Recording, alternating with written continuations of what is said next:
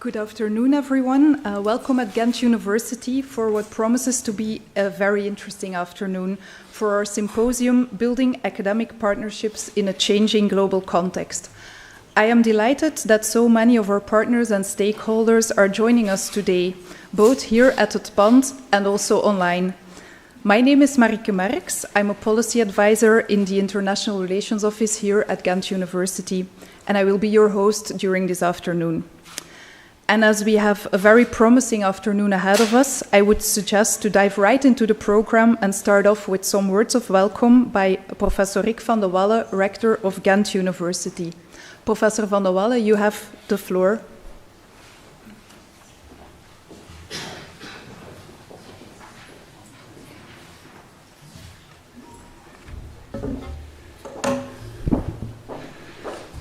Distinguished guests, dear partners, dear colleagues and friends. It is my pleasure and honor to welcome all of you, whether you are here with us in het pand or participating online through the live stream. I would like to extend a special welcome to our guests of honor, Professor Coupé, Vice Chancellor and Rector from the University of Pretoria in South Africa, who is joining us online.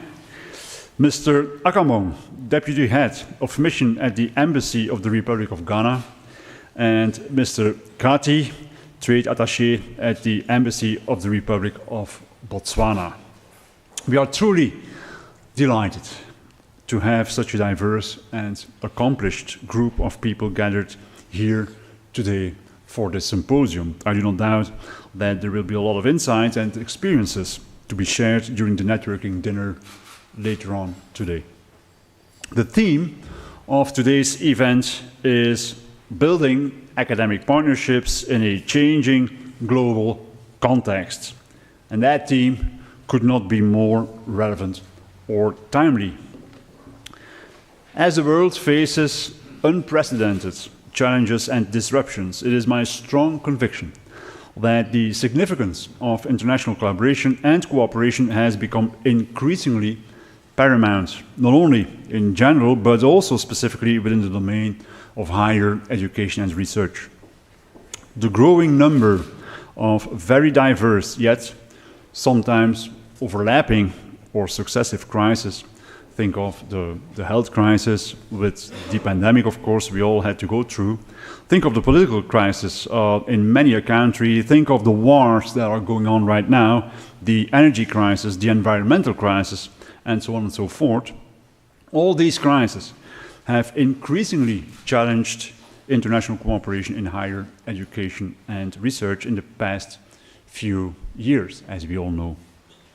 It therefore pleases me to see so many of you here today, joining us to discuss the future of international cooperation, international academic cooperation.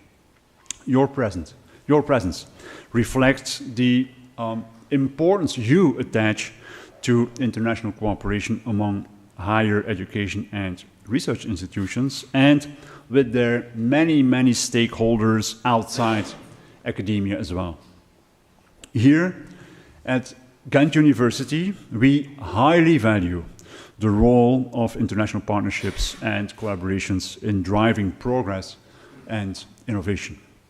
We really firmly believe that bringing together diverse perspectives, experiences, and expertise is key to addressing complex global challenges, such as climate change, public health, or social justice.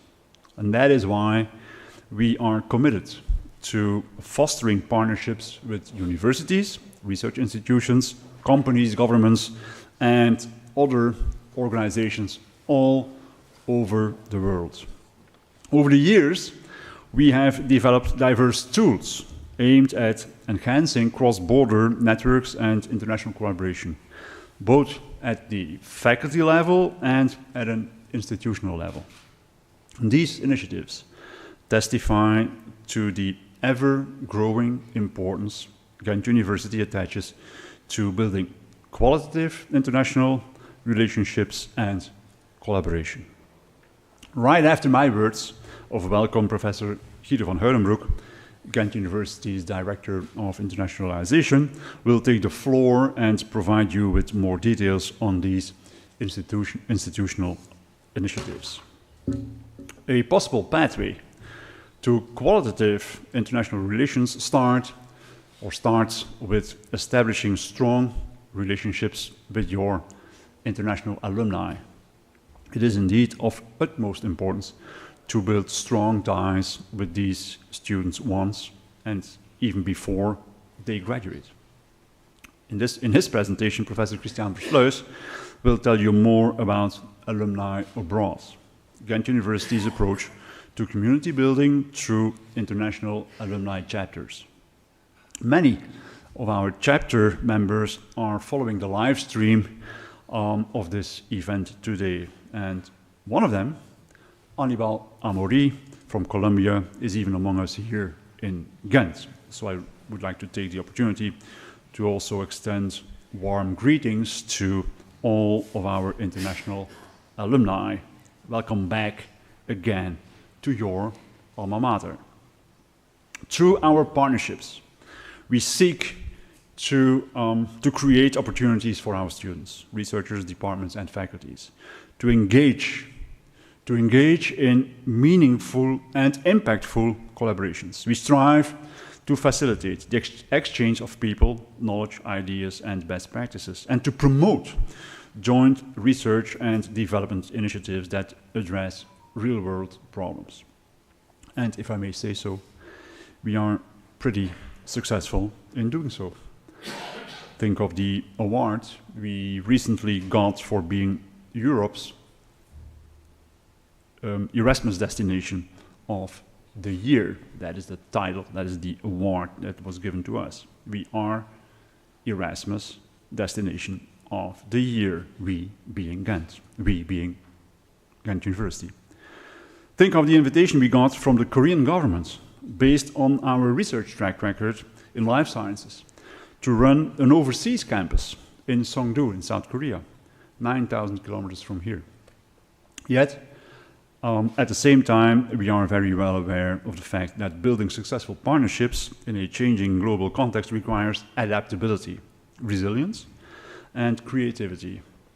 As we navigate the uncertainties and complexities as well of the world around us, we must be willing to think outside the box and embrace new approaches and models of collaboration. Today's symposium here in Het Pand provides a good opportunity to do so, especially with the presentation of Mrs. Jolien Tegenbos. Jolien will present to you the findings and the recommendations that result from a research project called Moving Beyond University Development Cooperation. And her presentation, together with the panel discussion we will conclude our symposium with, will for sure provide us with food for thought.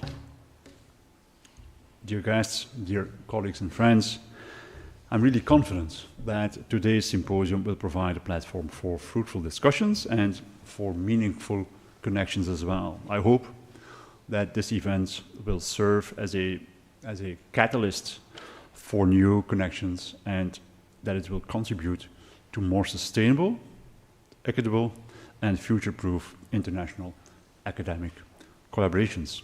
I would like to conclude by thanking all speakers, all panel members, the moderator, and the staff from our International Relations Office and our Research Coordination Office for their very, very, very valuable contribution to this event. Once again, I extend my warmest welcome to all of you, and I look forward to engaging with you all in the spirit of collaboration and partnership. Thank you very much.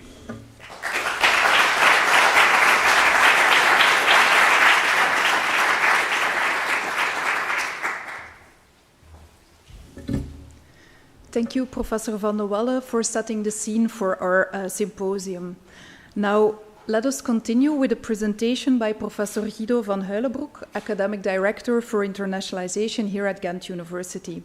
In his presentation, he will explain to you, in a nutshell, how Ghent University actively tries to stimulate international academic cooperation through different institutional initiatives that complement and support the various initiatives that are taking place within our faculties.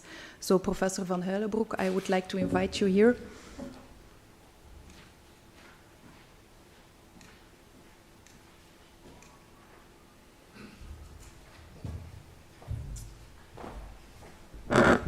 Thank you, Marike, for the introduction. Thank you, Mr. Rector, also for your welcoming words. So my role is indeed to give you an overview of how Ghent University tries to engage with partners abroad in an institutional way. Of course, as Marike has said, there are a lot of initiatives at the faculty level and at other levels, but we also try to streamline a little bit our cooperations at institutional level. If this moves,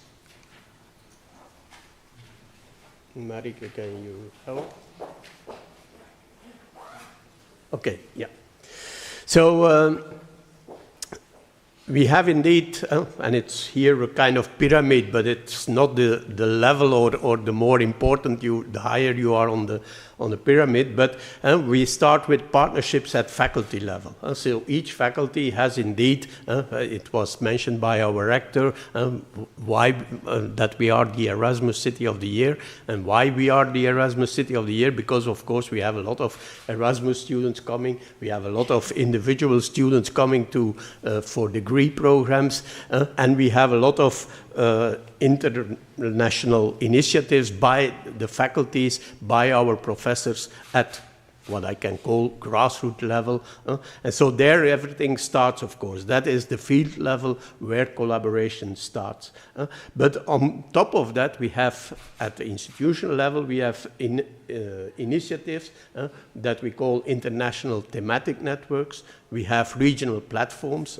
You see the map there, and I will come back on that. And we have also strategic institutional partnerships with individual universities abroad or with a network of universities. And then maybe the flagship of our international collaboration is what our rector already mentioned, our Ghent University Global Campus and branch campus abroad, 9,000 kilometers from here in Korea.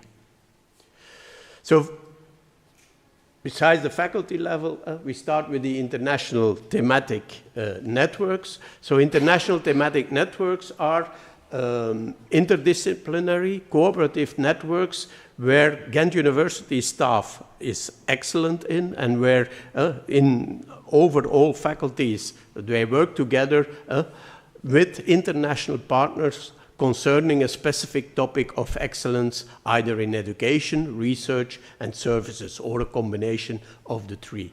And we fund that with Ghent University money that comes from our research money, BOF funds, and also from a part comes from money that we get from the Flemish inter-university cooperation or development cooperation, VLIR-US, where we have our Global Minds Fund.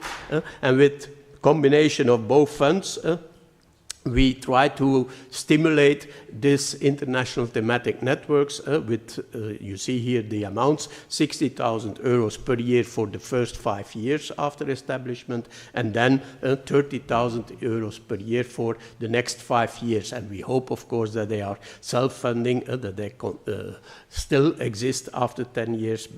And that's why we also say, look, there should be coming some co-funding of the partners in their networks up to a total of 120,000 euros per year. And that can be in kind, that can be in money, but that can also be for the organization of events in the partner universities and so on. So here, the purpose, the objective is to have collaboration around a certain topic, around a certain field of expertise with international partners.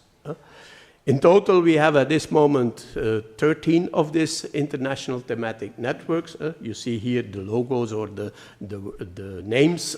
I will not go into the details of each of them, but you see there are, for example, Answer is on sexual and reproductive health, green chemistry, climate and mitigation issues, Mitox South on mytoxines.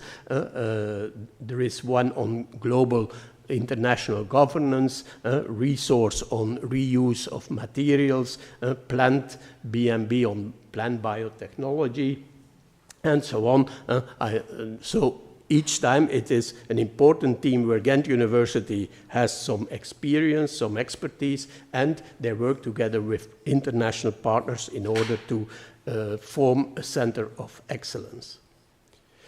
And if you want to know more, or if you want to join such network, you can always contact our moderator of today, Marike, who is in charge of, let's say, supporting this international thematic networks. And if you want to know from each of the networks what they are exactly doing, there is a website that you can find here on this slide.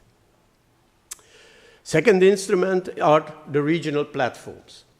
The regional platforms have another purpose, that is, that we have seen. Indeed, we have many partners. The faculties have many partners all over the world. We have contacts. We have, for example, projects in South America, Africa, and South Asia, supported by VLIR-US money, the IUS and the Teams projects and the South initiatives.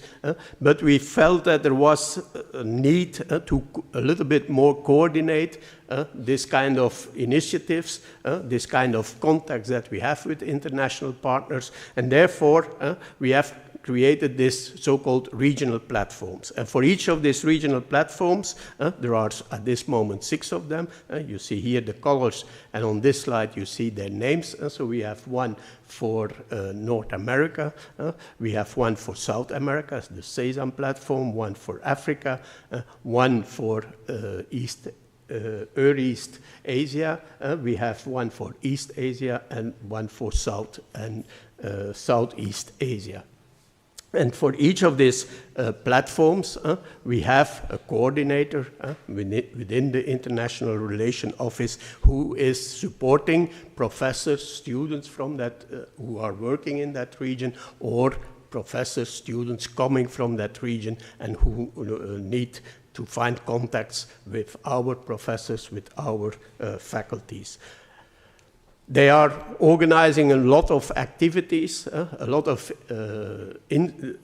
initiatives that they are taking. Here, a number of them in general are listed. For example, of course, we have a lot of delegations visiting Ghent University from these regions, or we organize missions of Ghent University to our partners in that region. For example, our rector is going next week to Senegal, that is supported by the Africa platform. So that is an example. I am going to Taiwan together with a delegation from Ghent University the week after, and that is supported by our East Asia platform. So that is one role. A second role, what I already mentioned, is the matchmaking and the networking. Matchmaking, if some professors say, yeah, I want to work with a university or a research institute in that region, can you help me to find maybe a good contact, because I need still a partner, for example, for a European project where that region can participate. Or, and that is mostly, there are partners from the region who search contact with Ghent University, so then our coordinators help to find interesting or interested professors for that partner in a certain field or in a certain faculty. And of course, networking. This kind of event, for example, is also organized by the platform, but they also organize specific events for their region. They also monitor funding opportunities. Of course, if we want to collaborate with partners all over the world. Sometimes, so I would say always, you need some funding in order to being able to finance the initiatives taken. So they monitor what are the funding opportunities, both here in Belgium at the European level, often also in the region itself. For example, a good example is with Ethiopia, where we have the Naskere network funded by Ethiopia itself, and where we have here professors working at Ghent University and also at the other Flemish universities with our Ethiopian partner, Jimma University. We have seminars, debates, workshops, because the role of the platforms is not only to foster cooperation, but also to give information, to inform the public, either scientific public, research public, but also the general public about things that happen in that region. The war is mentioned by our rector, while our platform for East is organizing, for example, a debate on what do the things that Europe is doing to limit, let's say, the relations with Russia, do their work, that is a debate, for example, that is organized by them. Negotiate and facilitate agreements. We need indeed agreements when we want to exchange students. So that is also something that we do with our platforms. Also, for example, with funding agencies in that region who provide, for example, PhD scholarships. They also help to have specialized publications. Our Africa platform, for example, has already more than 30 years a journal, which is in the meantime a peer-reviewed journal, who is Africa, focus on Africa, which is so supported by our Africa platform. Of course, also the alumni network is also supported by these platforms, and a lot of public events, as already said. Here you see some of the initiatives and the folders that were made for these initiatives. As said, each platform has a contact person. Here you see their email addresses and their names. Annelies Verdolaere for the Africa platform, John Dont for the Asian and South Asia platform. For the Sesam platform, it's Barbara Kleis. For the East Asia platform, it's Inge Mangelschots. For the East platform, it's Anna Sushenko. And for the North America platform, it's Elisabeth Walle. And you, so at ugent.be, you can reach them if you want information about their activities. Third instrument are the so-called institutional partnerships. These are partnerships either at individual level with the university or within a closed network of universities within a region or within the world. So institutional partnerships focus on university-wide cooperation, so it's not one faculty working with a partner, or it's not within only one team that we work, but we try to work over all disciplines of the university with a particular partner or with a particular network of partners. So it can be bilateral or in a network context. And they are preferential partners around the globe. First partnership to mention here is that Ghent University is leading a so-called European University Network. It is called ENLIGHT, and this is with 8 other comprehensive universities in Europe, and this is, let's say, our preferred partnership for institutional relations within Europe. The partners are Uppsala, Groningen University, Göttingen University, Galway University in Ireland, we have Bordeaux University in France, we have the Basque Country University in Bilbao, and we have the university in Bratislava and in East Europe. So these are 8 partners with which we develop, for example, future-proofed education initiatives, and where we have a more intense exchange of students than with, for example, the normal Erasmus partners. Because, of course, all over Europe we have partnerships with a lot of universities in the context of Erasmus. So we share also a deep commitment to change and to transform our universities, and also social responsibility is a very important issue on that network. Another network is more regional network, because you can work far away, but also within the region around us. And for that we have the so-called Interregional Internationalization Initiative, the 3I University network with not 3 but 4 universities, but it are 3 regions. That's why we call it the 3I University network. At Flemish side, we work together with KU Leuven, and then with Université de Lille, just at the other side of the French border, and the University of Ghent, which is in the United Kingdom, also around the North Sea. So it's a network around, let's say, the North Sea, and we work on 4 shared challenges: marine and maritime challenges, nutrition and health, communities and well-being, and climate and energy. Also, this network is supported by Marieke, who is our coordinator for this network. Another example of a network that we have formed is the so-called Tricontinental Partnership, the 3CP partnership, where we have a little bit the central partner here is the Western Cape University in South Africa, because they had a partnership with University of Missouri, and we had also a long-term partnership coming from Vlero West money, an IUC, with the Western Cape University. And then at a certain moment we said, why not joining forces? And that has led to this 3CP partnership with these 3 universities, doing also some research projects together, organizing a yearly or biannual symposium. We were recently still in Western Cape for a symposium, and so this is also a network where we have some preferential relationship with University of Missouri and University of the Western Cape.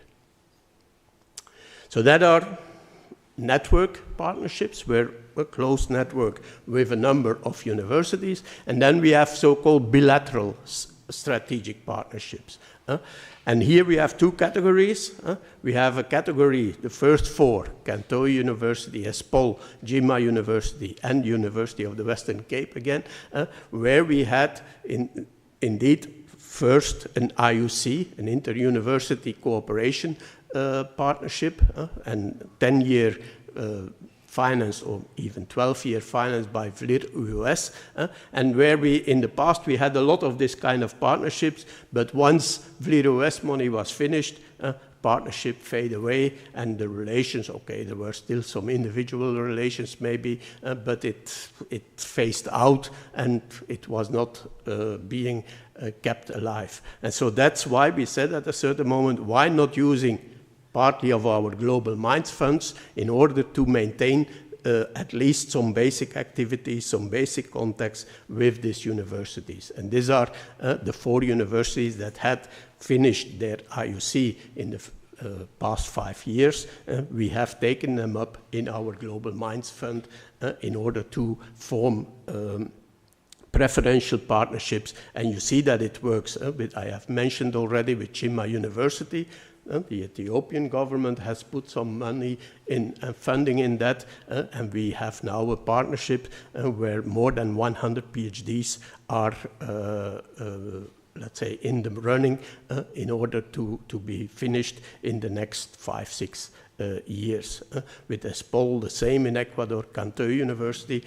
Some people here from Canteu are at this moment even in Belgium, and they are also in a network financed by VLIROS, but we have still the SIP with them, and in order to foster some activities. And the same with Western Cape. Besides the previous network, we also have a SIP with them in order to foster some initiatives. And then we have a little bit the same model. We have also applied with BOF funding. So BOF funding is research coming from research fund that the university has. And there it's mainly research excellence. And we have identified so far 4 international partners, very esteemed universities: Harvard University, University of California, Berkeley, University of Queensland in Australia, and the University of Toronto in Canada, where we also finance 75,000 euros per year during 4 or 5 years, and where we have some research initiatives taken by our professors who are working together with these universities. Here, the contact is Peter Pauwels, who is unfortunately not available today because of illness, and again, Marike Merksel. You see, she is very important. That's also why she has to moderate this day, of course, because she is a little bit our focal point in the International Relations Office in order to indeed support all this kind of institutional initiatives. And again, you can find information on these strategic partnerships on the website. And then, last but not least, is our flagship, the Ghent University Global Campus in Korea, in Songdo, South Korea. And we are the first, and probably also the only European university who has really a branch campus in Korea. There are other, mainly UK universities, who have also branch campuses in other parts of the world, Asia, mainly in Asia. But we are the first Belgian university and certainly European university in South Korea. We have established that after negotiations, it is financed mainly by the Korean government for at least the start-up of the 7 years, or in 8 years, I think we got funding. Funding is ending this year, and it's our Ghent University Asian hub. So our objective is indeed to create a hub in Asia in order to have not only partnerships in Korea, but also around in Asia. At this moment, the figure says 400 students, but that is a figure from 2 years ago. At this moment, we have 550 students studying at our campus in 3 areas: biotechnology, food technology, and environmental technology. So it's our own hub in Asia, but of course, we also collaborate with other South Korean and Asian universities around that hub, and also with 3 American universities who have also a campus in the same, because it's an IGC, it's an international global campus in Incheon, and where besides Ghent University there are also 3 American universities. So that gives also opportunities to work with Utah, SUNY New York is there, and George Mason University. So that is my story in order to set the scene. So you see that Ghent University is indeed investing in with funding from the own university, but also funding from BOF, from our Global Minds funds, in order to build international partnerships. Besides that, as said, there are a lot of initiatives from individual professors, mainly in the South, in the Global South, through VLIR-US money. so-called South initiatives, teams initiatives, where we have, of course, a lot of relations in Africa, Latin America, and South Asia. And also we coordinate some bigger initiatives, the IUCs.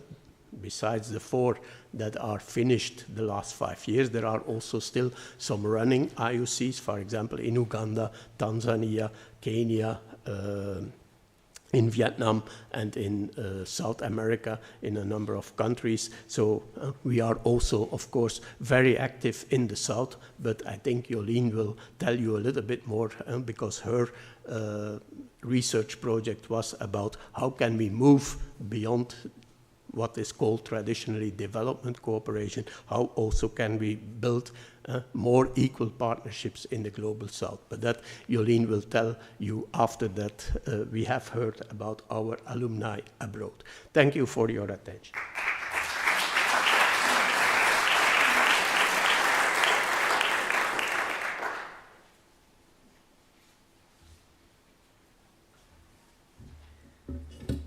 Thank you, Professor Van Huilenbroek. That was a whole lot of information to digest. Luckily, there will be plenty of opportunity for questions, discussions, and new connections during the dinner later today. But now let's discuss our Alumni Abroad work. As our rector already mentioned, strong relations with our alumni, both international and national, are very important in establishing our international network. And Professor Kristiaan Versluys, our head of alumni relations, will now present to you more about the Alumni Abroad work. So, Professor Versluys, you have the floor.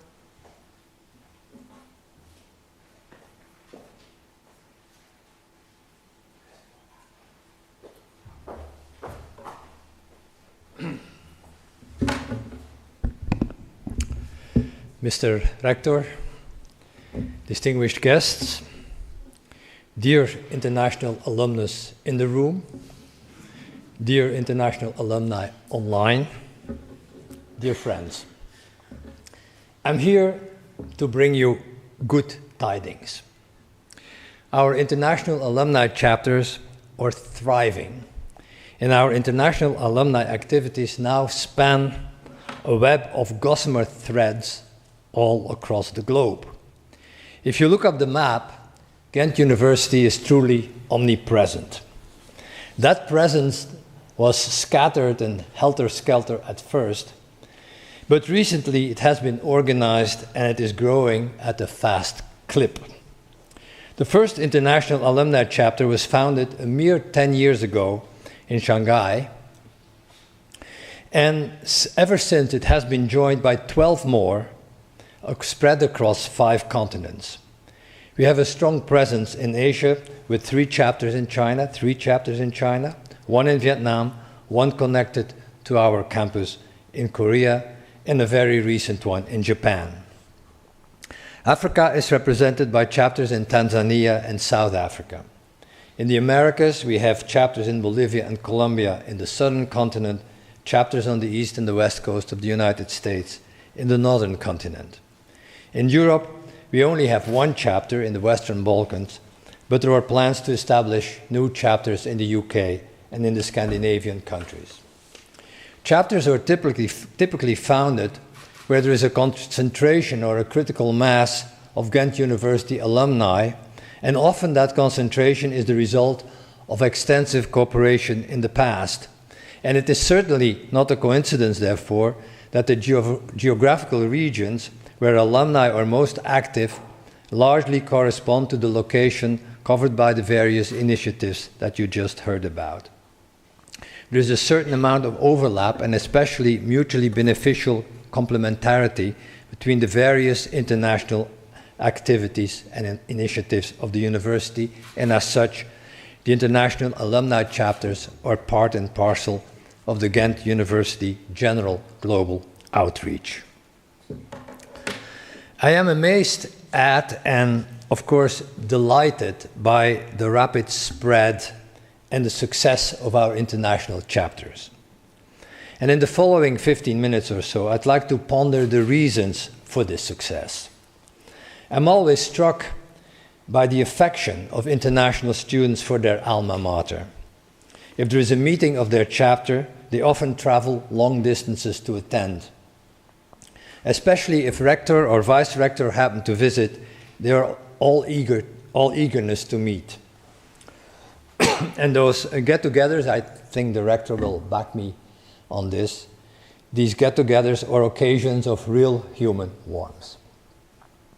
Why is it that people feel this need to come together with strangers with whom they have nothing in common except the accidental circumstance of having studied at the same place, if not necessarily at the same time? Why is there this special bond between alumni of the same institution, yes, but of different disciplines, different cohorts, different nationalities and backgrounds? And why does it matter? Why should we care? Why should we as university pay attention to our international alumni?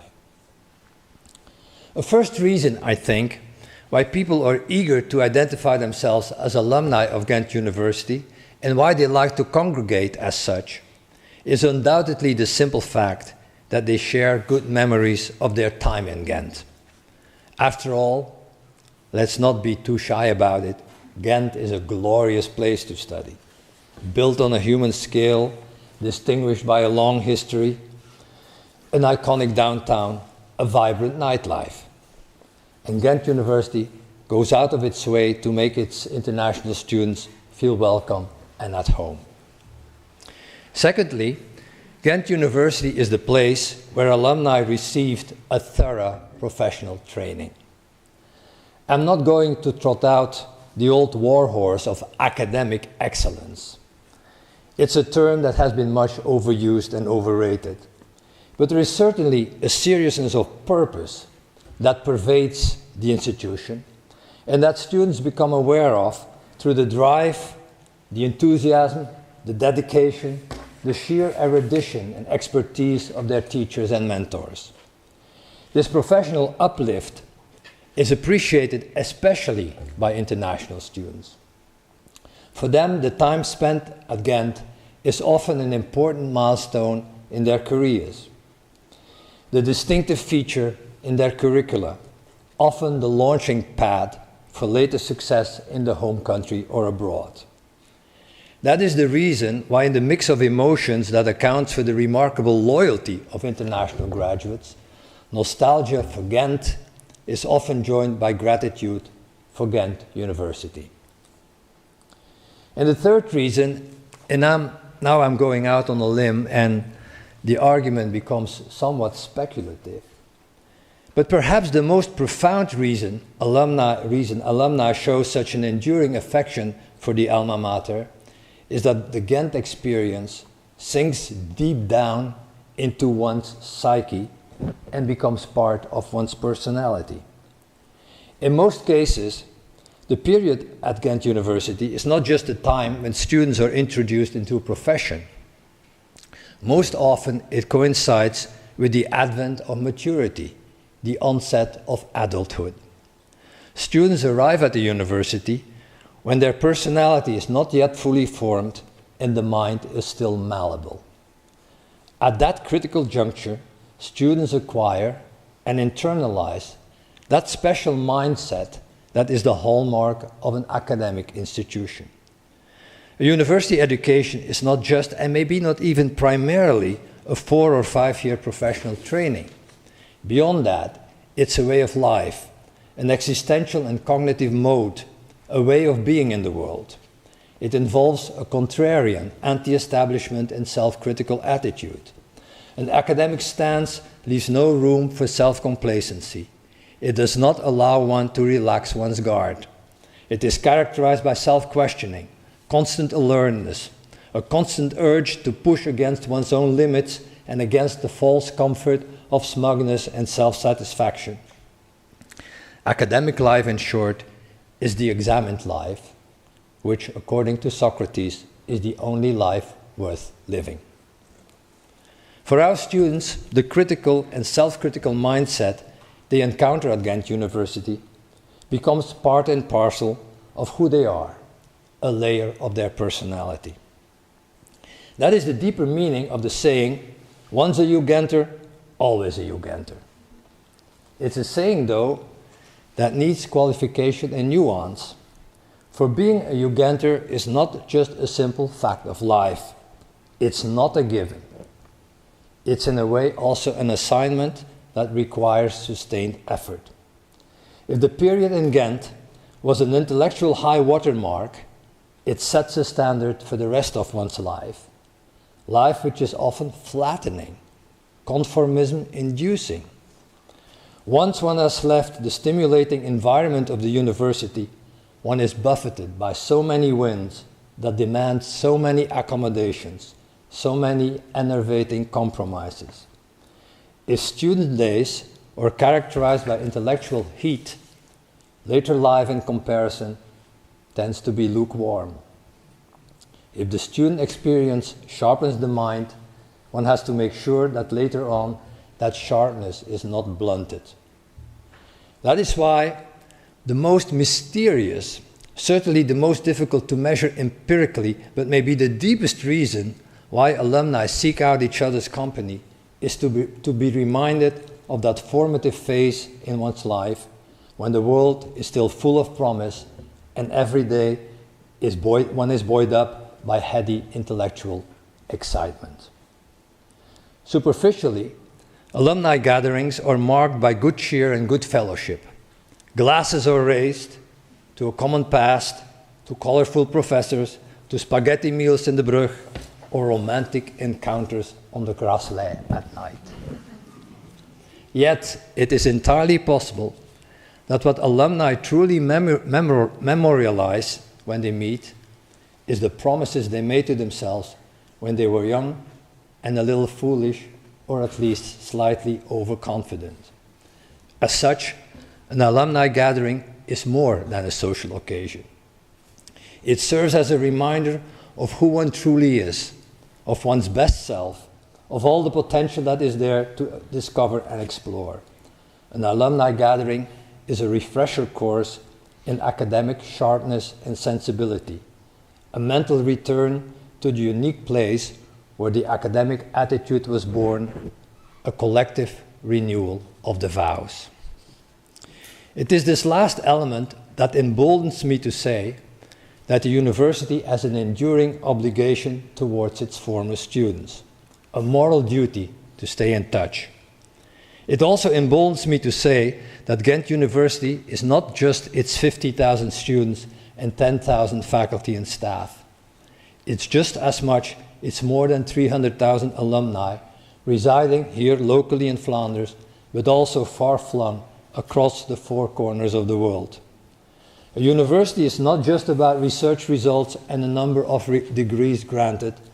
A university is also about its after effect, its enduring presence in the world. That is why Ghent University makes a concerted effort to stay in touch with its alumni abroad. In that sense, it's truly an alma mater, literally a fostering mother who does not abandon her children once they have left the house. Maybe somewhat trailing universities in the Anglo-Saxon world, but certainly in the forefront of most continental European universities, Ghent University has undertaken a number of things to stay near its graduates, especially those abroad. It has installed a professional alumni platform that is part database, part vehicle of communication, and that has a special section for alumni abroad.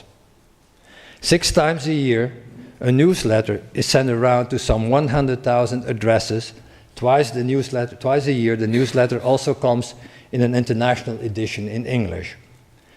Twice a year, an alumni magazine is published in print and online. A handy manual has been created to help set up new chapters abroad and to suggest possible social, academic, and professional events which our international office supports logistically and financially. Finally, Carole Picavet, I would say the irreplaceable Carole Picavet, stays in touch regularly with the various alumni chapters abroad, and recently on the occasion of the first UGent Alumni Day, their chairpersons, we call them ambassadors, were brought together in Ghent for 3 days of workshops and activities. While the university makes this concerted effort to create a Ghent community abroad, there is a return on investment. Alumni are an enormous reservoir of goodwill, of which we are only now discovering the full potential. Especially our international alumni are more than willing to help out. They contribute to the quality of our teaching by taking up an advisory role in curriculum development, by offering internships and topics for master thesis, by providing job offers to the recently graduated. They set up common research projects, or involved in spin-offs, enter into contracts with the university, and occasionally sponsor prizes. They help us to recruit students and researchers and represent Ghent University at study fairs in far-off countries. Of course, they greatly enhance our reputation and name recognition all over the world, and some of them have deep pockets and can be touched for a financial contribution. In general, alumni open doors for us. They serve as contacts and are our link to research facilities and important players in academia, in government, in the private sector. This is obvious during the missions Rector and Vice Rector undertake worldwide. For instance, during the trips the Rector undertook to the US last year, many company visits were facilitated by our international alumni. A final, and once again less tangible benefit that Ghent University derives from its international alumni is the role they fulfill unwittingly as morale boosters for faculty and staff.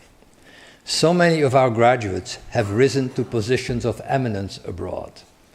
Their careers are benchmarks for our programs, living proof that our instruction is up to international standards. But more than that, their astounding professional success goes to show that teaching and research at Ghent University makes a difference. The work that is done here daily in our auditoria, labs, and libraries has an impact worldwide. Jan Spaas, for instance, PhD in veterinary science, has recently been appointed head of research in veterinary medicine at the German pharmaceutical giant Boehringer Ingelheim. Dr. Bambang Supriyanto, alumnus of our Faculty of Bioscience Engineering, is the Director General of the Ministry of Environment and Forestry in his native Indonesia. And Fanny Douvre, political scientist, heads the World Heritage Center's Marine Program based at UNESCO headquarters in Paris. And there are many more such examples to be found at durfdenken.be.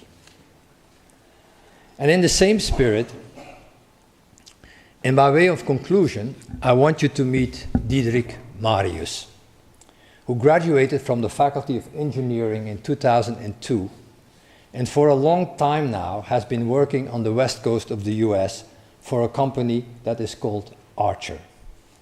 Here is a short clip in which he introduces himself and which dates from February 2022.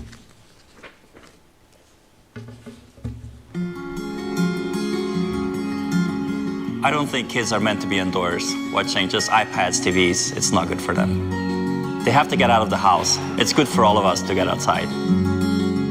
My name is Diederik Marius, and I'm the electromagnetic manager at Archer. Weekends are my favorite. It's always hectic to get them out of the house, but it's my favorite part of the week. I like puzzles. I like figuring things out, see how one piece affects another. At work, these puzzles help me to design and engineer the next propulsion system for eVTOL technologies. With my family, we like puzzles too. Maybe not necessarily figuring out the efficiency of a motor, how to build magnet arrays, how to put electrons through the wires, but we just figure out what lives under this rock here, like what lives in this creek, what's in this water, what creature can we find here? If you look around you, everything could be a fun puzzle to solve. Everyone is just so excited to get outside and be on a little adventure. We get lost out here, just get off the beaten path and explore. My family loves it, we're all able to connect, and it's our own little adventure.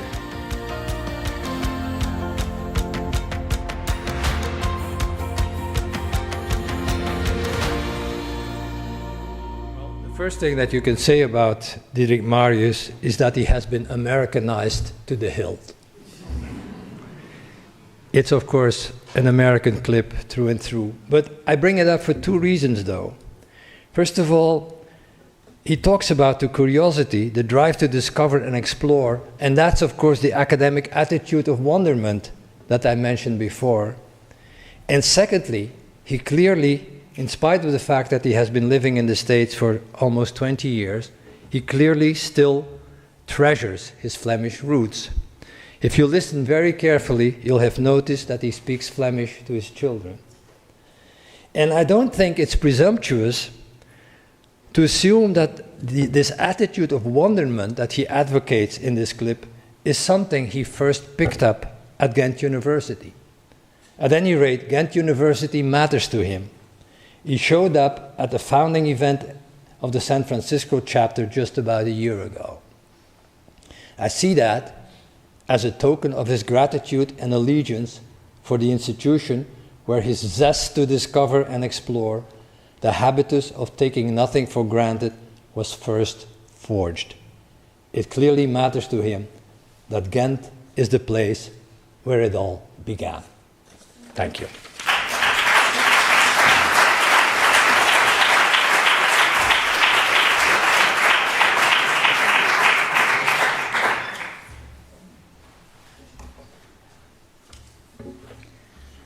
Thank you, Professor Versluys, and also thank you to all the international alumni ambassadors and members that are here present or online listening to us from all over the world.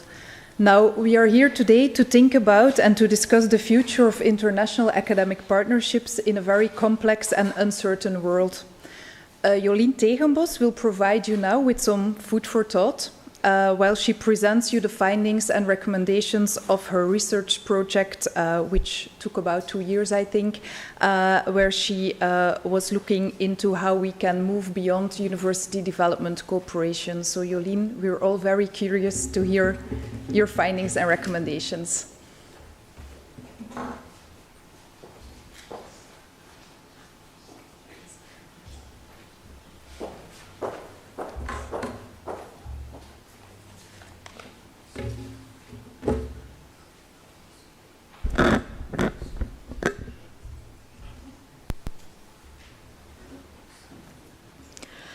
Good afternoon.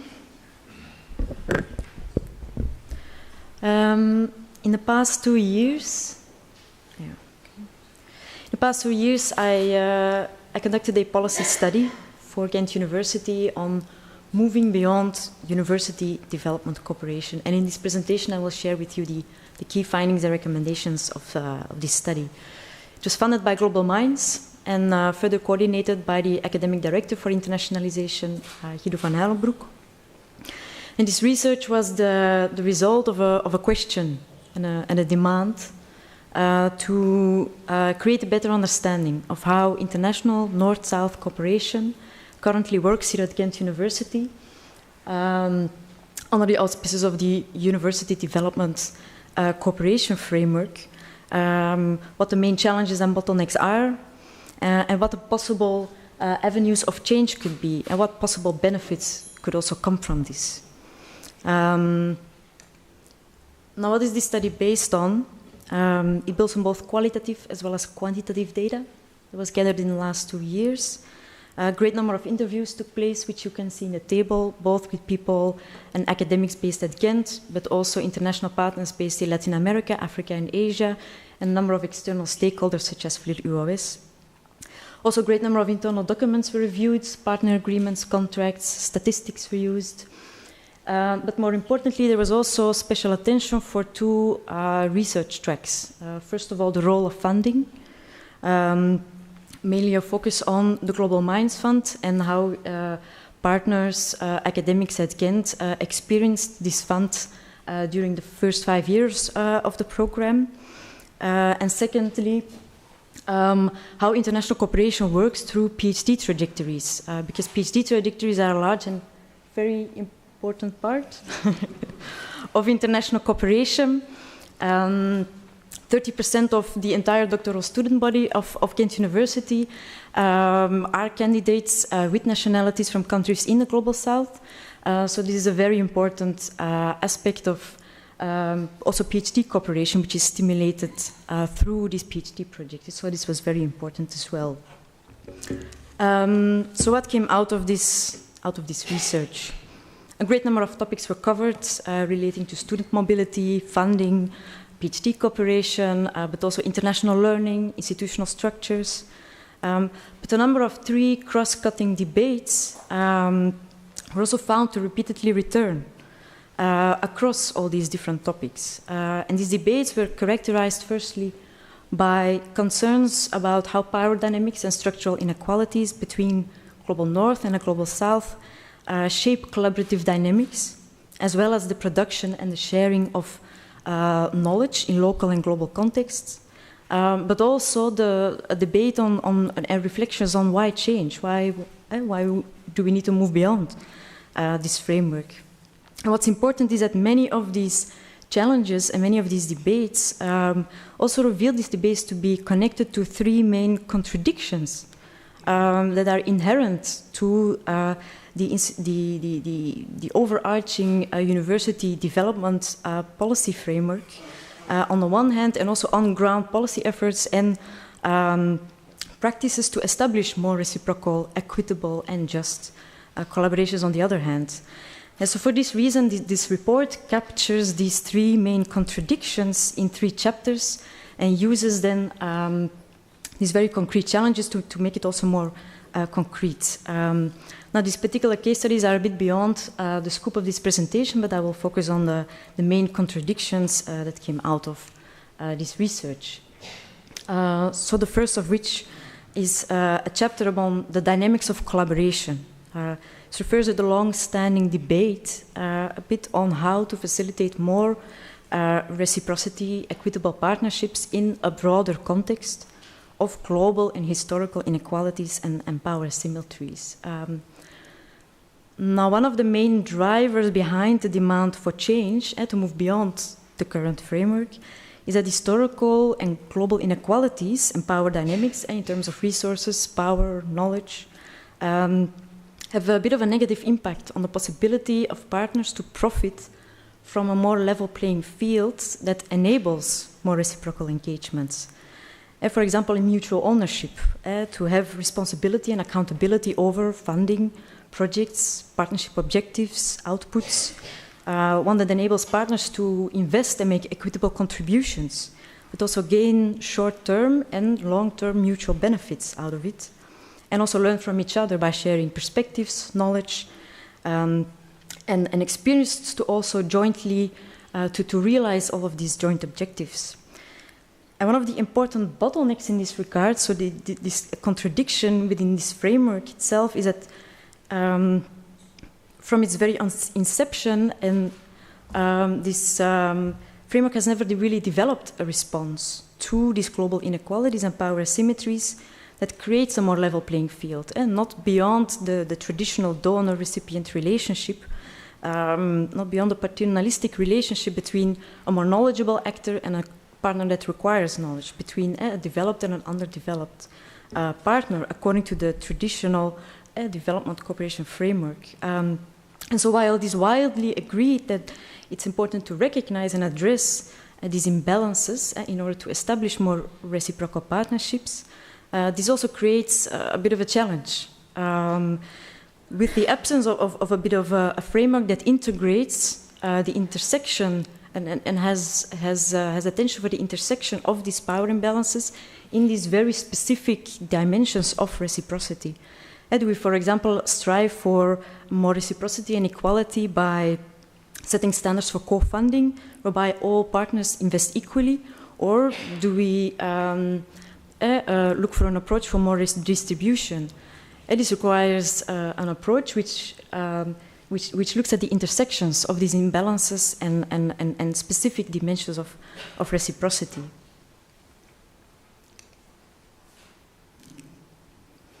The second main debate, or the second chapter, is about producing and sharing knowledge in a globally interconnected world.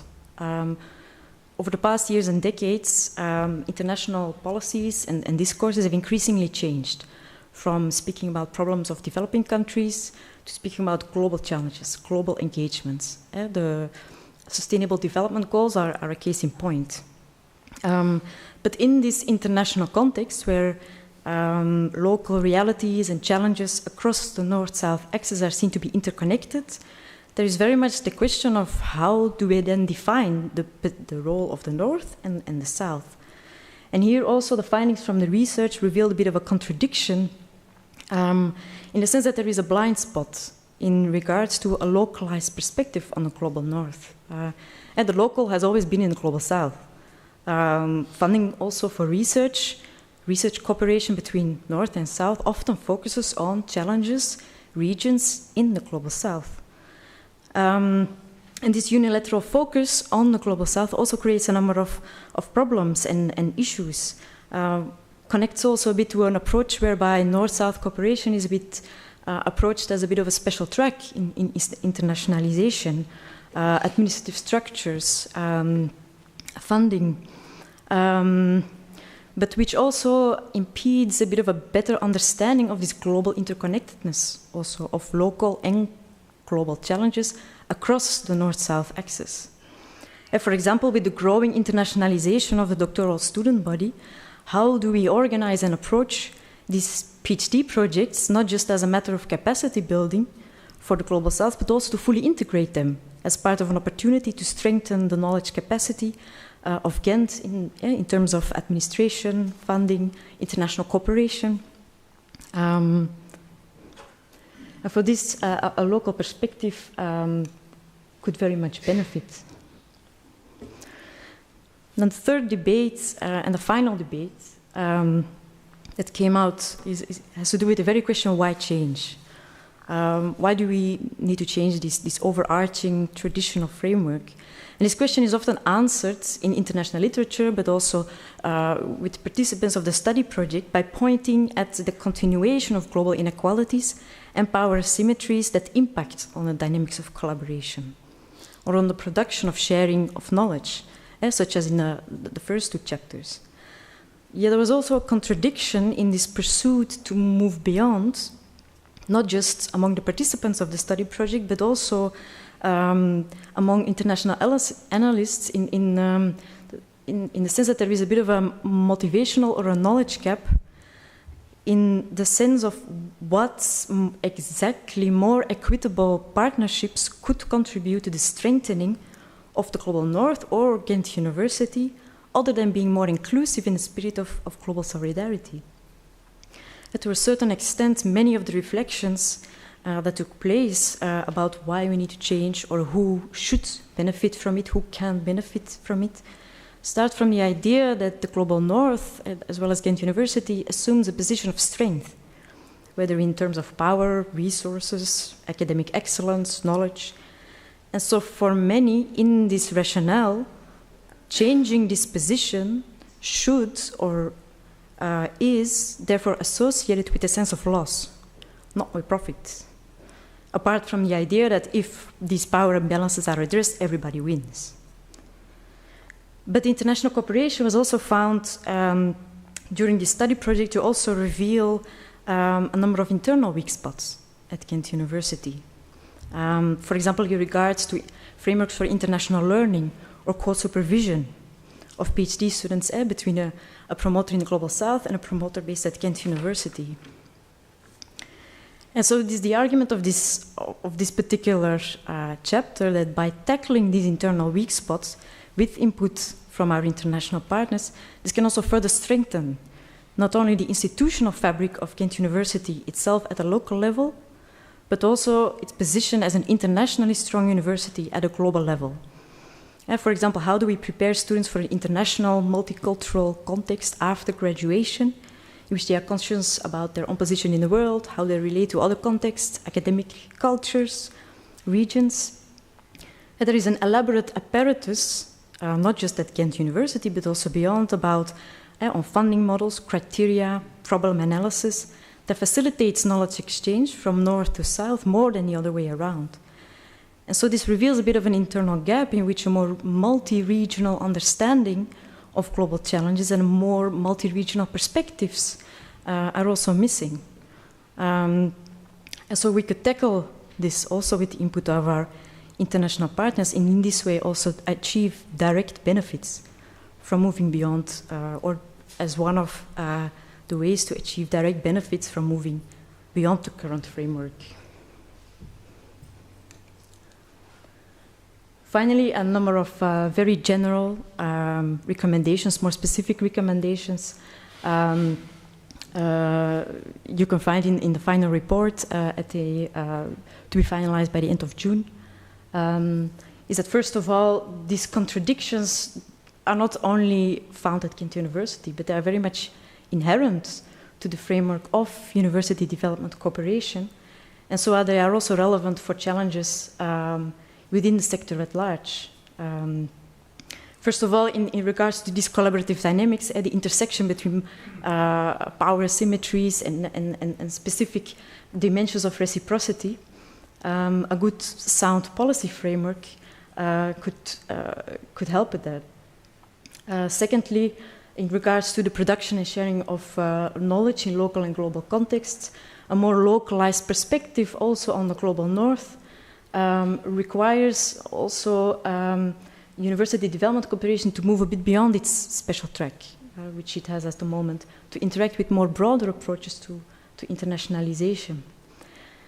And thirdly, a vision to move beyond the current framework requires much more than a desire to increase global solidarity. It requires attention for what also Ghent University can benefit from this change. Attention for internal weak spots that are revealed or become more pronounced due to international cooperation. And in this way, this can also be one way for Ghent University to achieve more direct benefits from moving beyond university development cooperation. Thank you.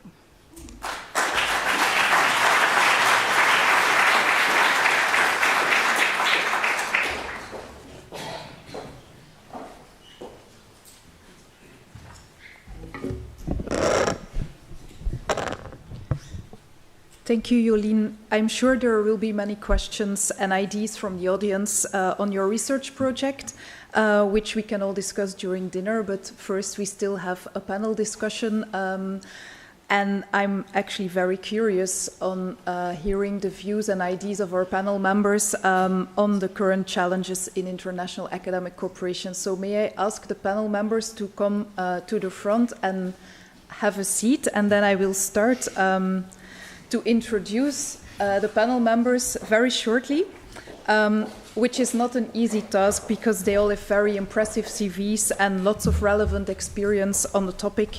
But assuming you'd rather like to hear from them instead of me going through a long list of activities and experience of the panel members, I'll try to be very brief with my apologies to the panel members for not doing them justice in that regard. So first of all, I would like to introduce you to Professor Tawane Coupe. He's the Vice Chancellor and Rector of the University of Pretoria in South Africa. He went to the hassle of being here with us online. So welcome, Professor Coupe. I hope he is here. Yes, I can see him on that screen, but not on this screen, but he's there. Our second panel member is Ms. Irina Ferens. She's the director of ACCA, and ACCA is the Academic Cooperation Association, which is a mainly European network of national-level funding agencies supporting international cooperation and student mobility in higher education. And ACCA recently published a reflection paper on the topic at hand, so we're very curious to hear the views of ACCA on this subject. Thirdly, we have Mr. Jan Briers as a panel member. He is an alumnus of Ghent University, and he's also the honorary governor of the province of East Flanders and member of the Belgian Chamber of Representatives. His experience in international context might vary a bit from the other panel members, as it lies mostly outside of the academic world. but we are convinced that this will bring some interesting perspectives into the discussion. So welcome, Mr. Briers.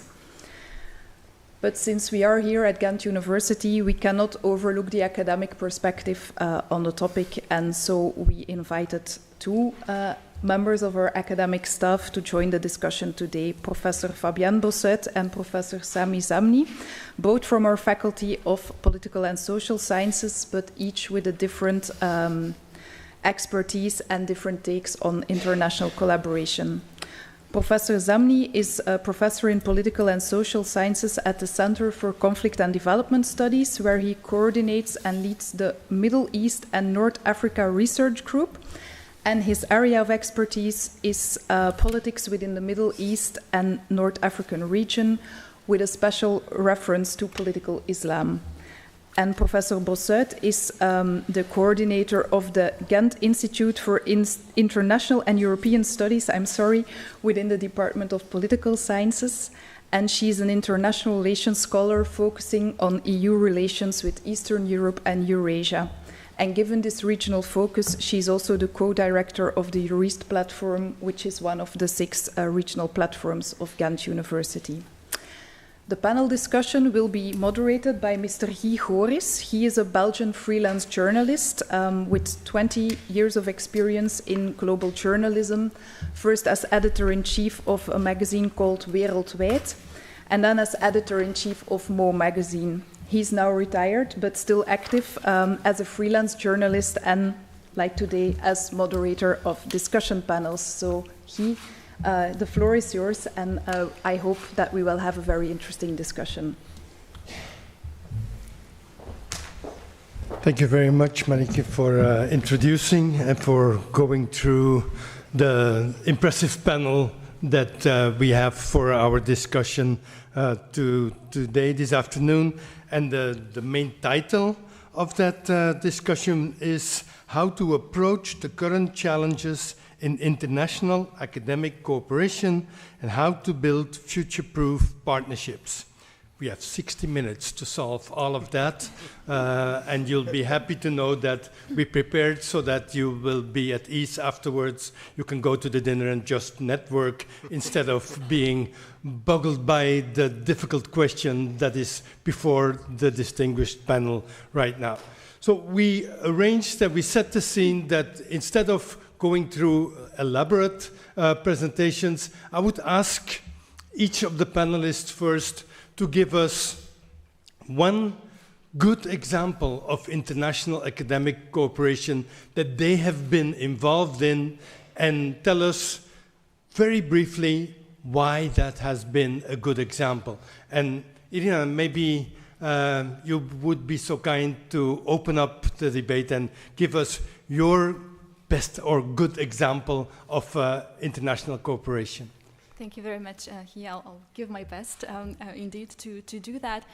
In starting and mentioning the concrete example, allow me in very short words to explain that in this type of organization that I work for, which is not a higher education institution, I think as you've heard from the introduction, we are what one would call in Brussels talk a stakeholder organization. That means a kind of network bringing together a specific type of organization that is involved very much at the European level in the policy making processes.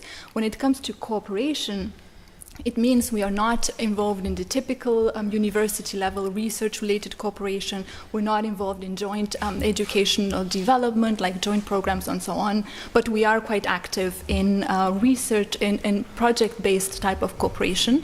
And the kind of projects we often do, in order for you to understand my example, are projects where we look at specific areas of international cooperation in higher education, like student mobility or staff mobility or English medium instruction, for example.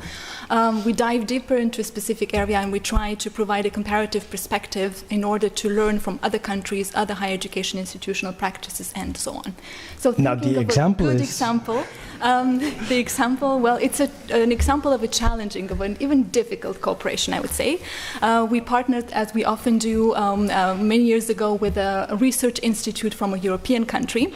And the challenge came from the fact that we had completely opposing views from the beginning of this project about how the research and data collection should be actually carried in this project, which complicated matters for quite a bit.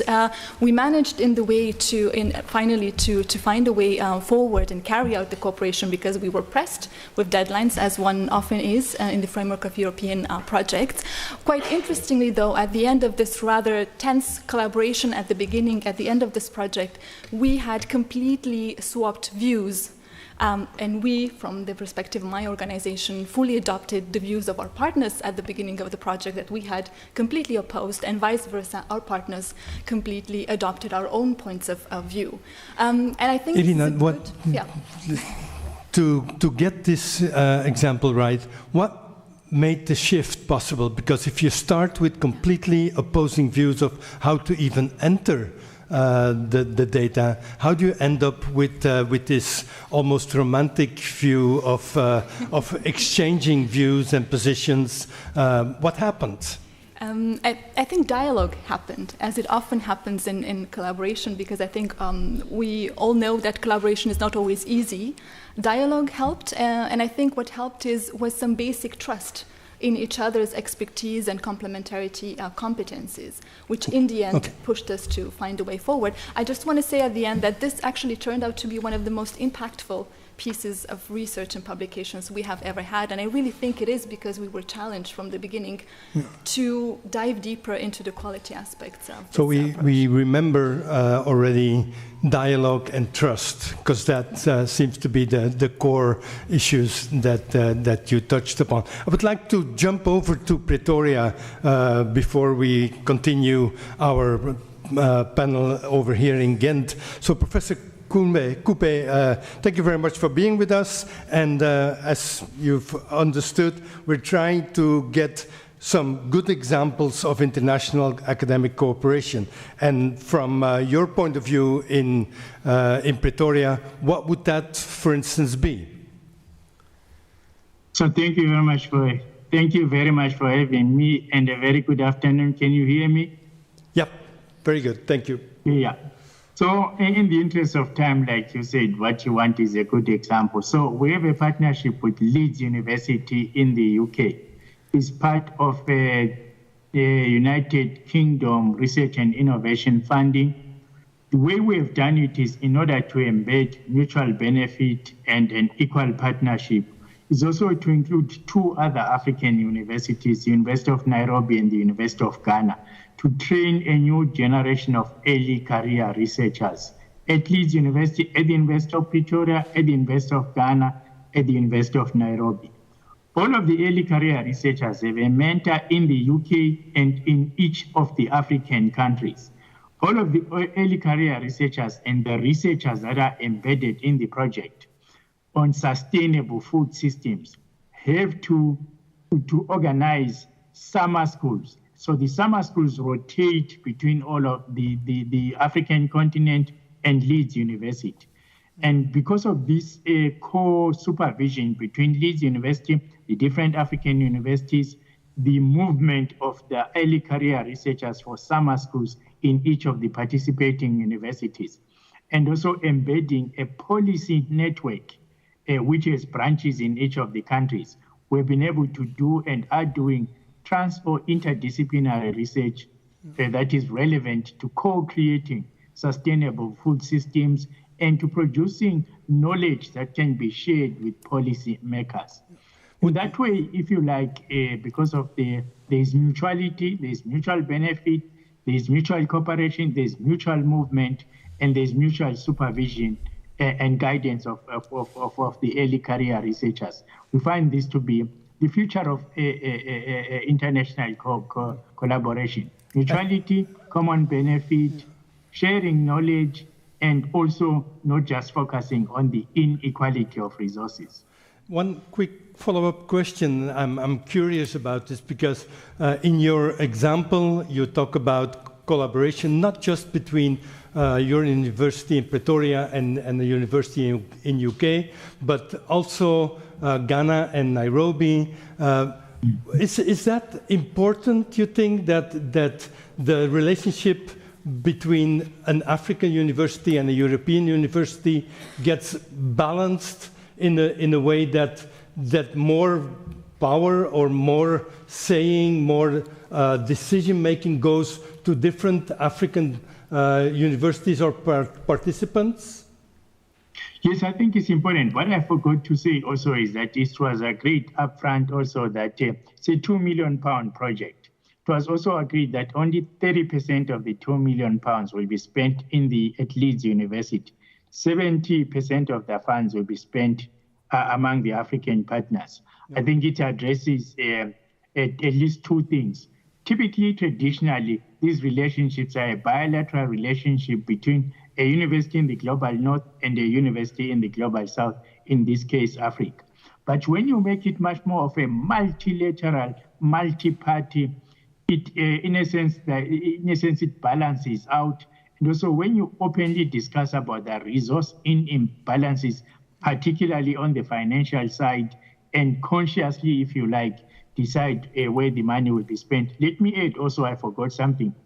Among the partners, there are co-principal investigators. So the principal investigator is not only the person at Leeds, it's also the person at Pretoria, the person at University of Nairobi, and the person at the University of Ghana. Yeah. So in a sense, you've addressed all of the traditional inequities and sort of the colonial type legacies that have come with collaboration between people in Africa and in the global north, or people in the global south in general, and people in the global north.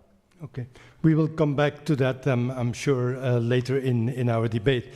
Meneer Briers, u bent aangekondigd als de... sorry, we stay in English. But I don't know how you say de vreemde eend in de bijt in good English, so I'll keep that part in Dutch. You have an outsider view towards international academic cooperation, but you have a lot of experience in international cooperation anyway, especially on the cultural field. So maybe you give us one of the exemplary collaborations or that you have been part of, and tell us why that was such a good experience. Okay, thank you. After I was an arts festival director for 30 years, and before I went in politics, and I went in politics when I was 65. I was for 6 years the provincial governor, and a governor is a bit the ambassador of the province. So I had a residence, I have to say, Mr. Rector, a nice residence. And the ambassadors of many foreign countries came to visit the province. And so I invited them to the residence. And I didn't want to see that as just a friendships moment. But for me, it was important to have at the same time a representative of the city, of the port, and of the university with me. And then I needed Mr. Van Huilenbroek next to me. Because each of the ambassadors asked the same questions. How can we collaborate better in this province? In an economic way, in an academic way, and so on. And then many of them had no relationship with the province of East Flanders. None. Not an economic one, not in the educational way, not one. And then I always ask, do you have already a partnership between the universities of Ghent and your own university? Because therefore, for me, that was the start. And I have to say, Mr. Van Huilenbroek, you did a great job there, because you introduced them to your own university, and I'm sure that there started many collaborations, and those collaborations were the start of collaborations between the two countries.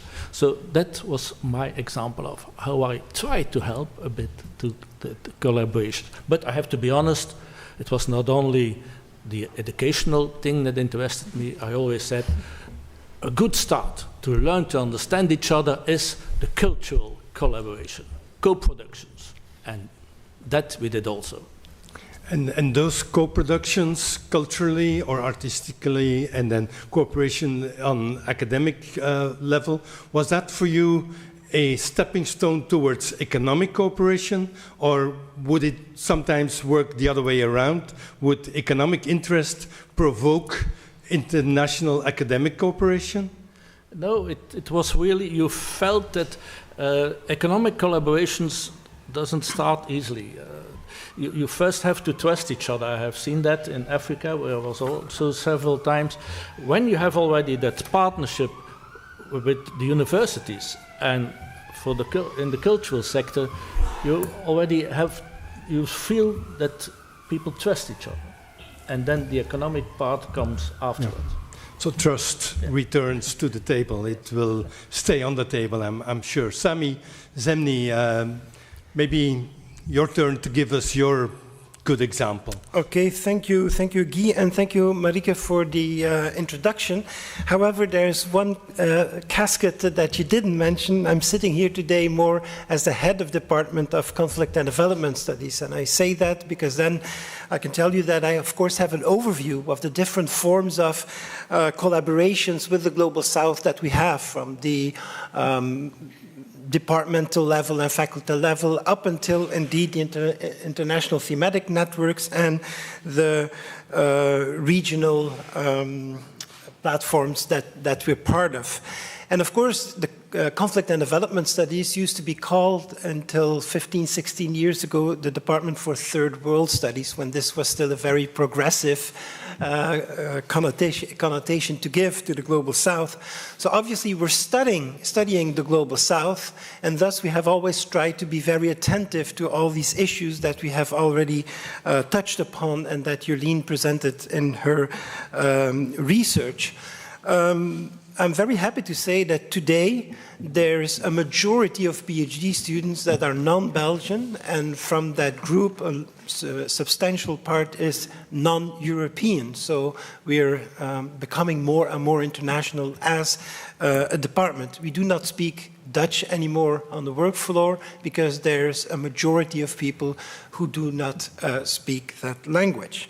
Now, there's many examples that I could choose from. The example that I will choose has already been mentioned by Guido in his presentation, and that is the ITN, or the International Thematic Network, Governance in Conflict, which is coordinated by my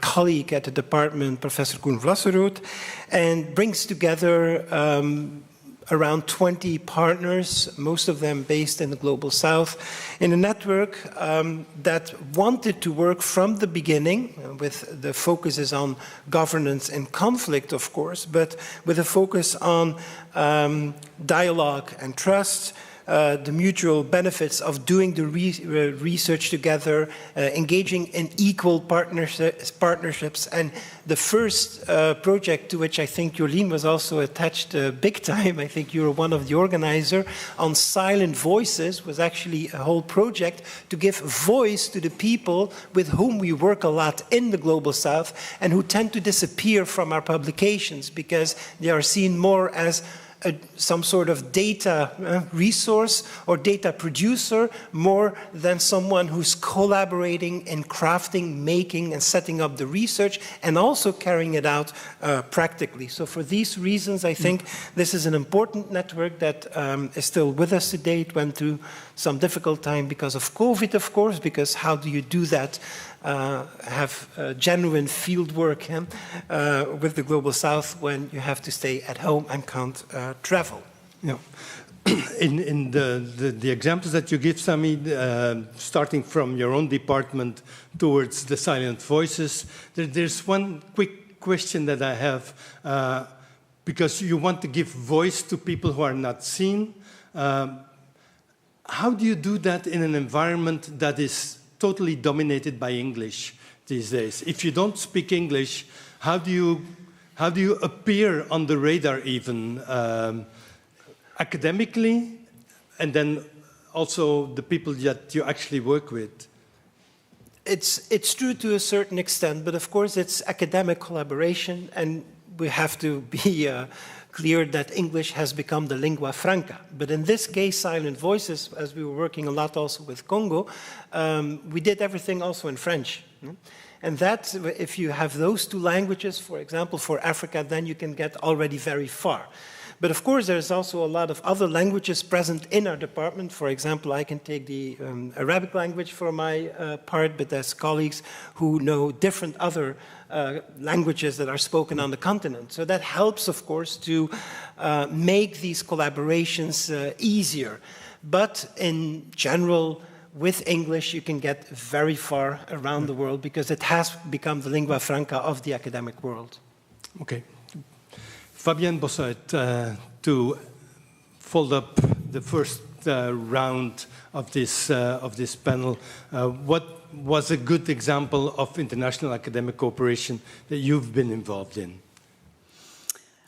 Yes, well, this assignment that you gave us was more difficult than I thought. So, because most partnerships are not really very good? Well, I did make a distinction. To be honest, I did make a distinction, and the distinction is really the North-North cooperation versus the North-South cooperation. And for North-North cooperation, very easy to find good practices and examples of very constructive collaboration. When it comes to North-South cooperation, it's more difficult, especially if you take into account the findings of Jolene's project. Then I would say that her findings are also very much reflected in how I have experienced this cooperation. But I did find an example, a good example. It's a recent example. It's also, of course, a little bit in the context of the EUREST platform, of which I'm a co-director. Last autumn at our research group, the Ghent Institute for International European Studies, we hosted a scholar from Russia, namely from St. Petersburg State University. To be honest, I was extremely anxious because I didn't know how it would proceed. Also, practically speaking, in the current context, it's very difficult to still get someone from Russia to the EU. I was also very much afraid of the reactions at our research group, but in the end, it turned out that, I didn't have to be afraid, and actually also the Russian scholar didn't have to be afraid, because also from her side, she was very much afraid of the possible reactions and that people would, well, I wouldn't say aggressive, but at least not very friendly towards her. Mm. And also from that angle, I can say that actually she was very much welcomed at our research group. Colleagues invited her for informal activities. She was also part of all our formal activities. And I must say this was a surprise for me. I didn't expect it. Also, the reason why she came only last autumn is because of the COVID pandemic. She was supposed to come earlier, before Russia invaded Ukraine. But with the EUREST platform, we decided that these are individual fellowships.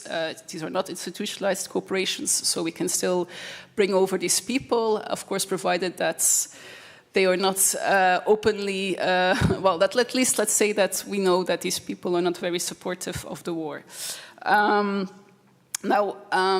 Why is this a good practice? Because it turned out that, first of all, it was mutually beneficial at a societal level. We saw from each other firsthand, how we both look at the war, and also how currently the situation is in Russia, and then from her perspective, how the situation is here.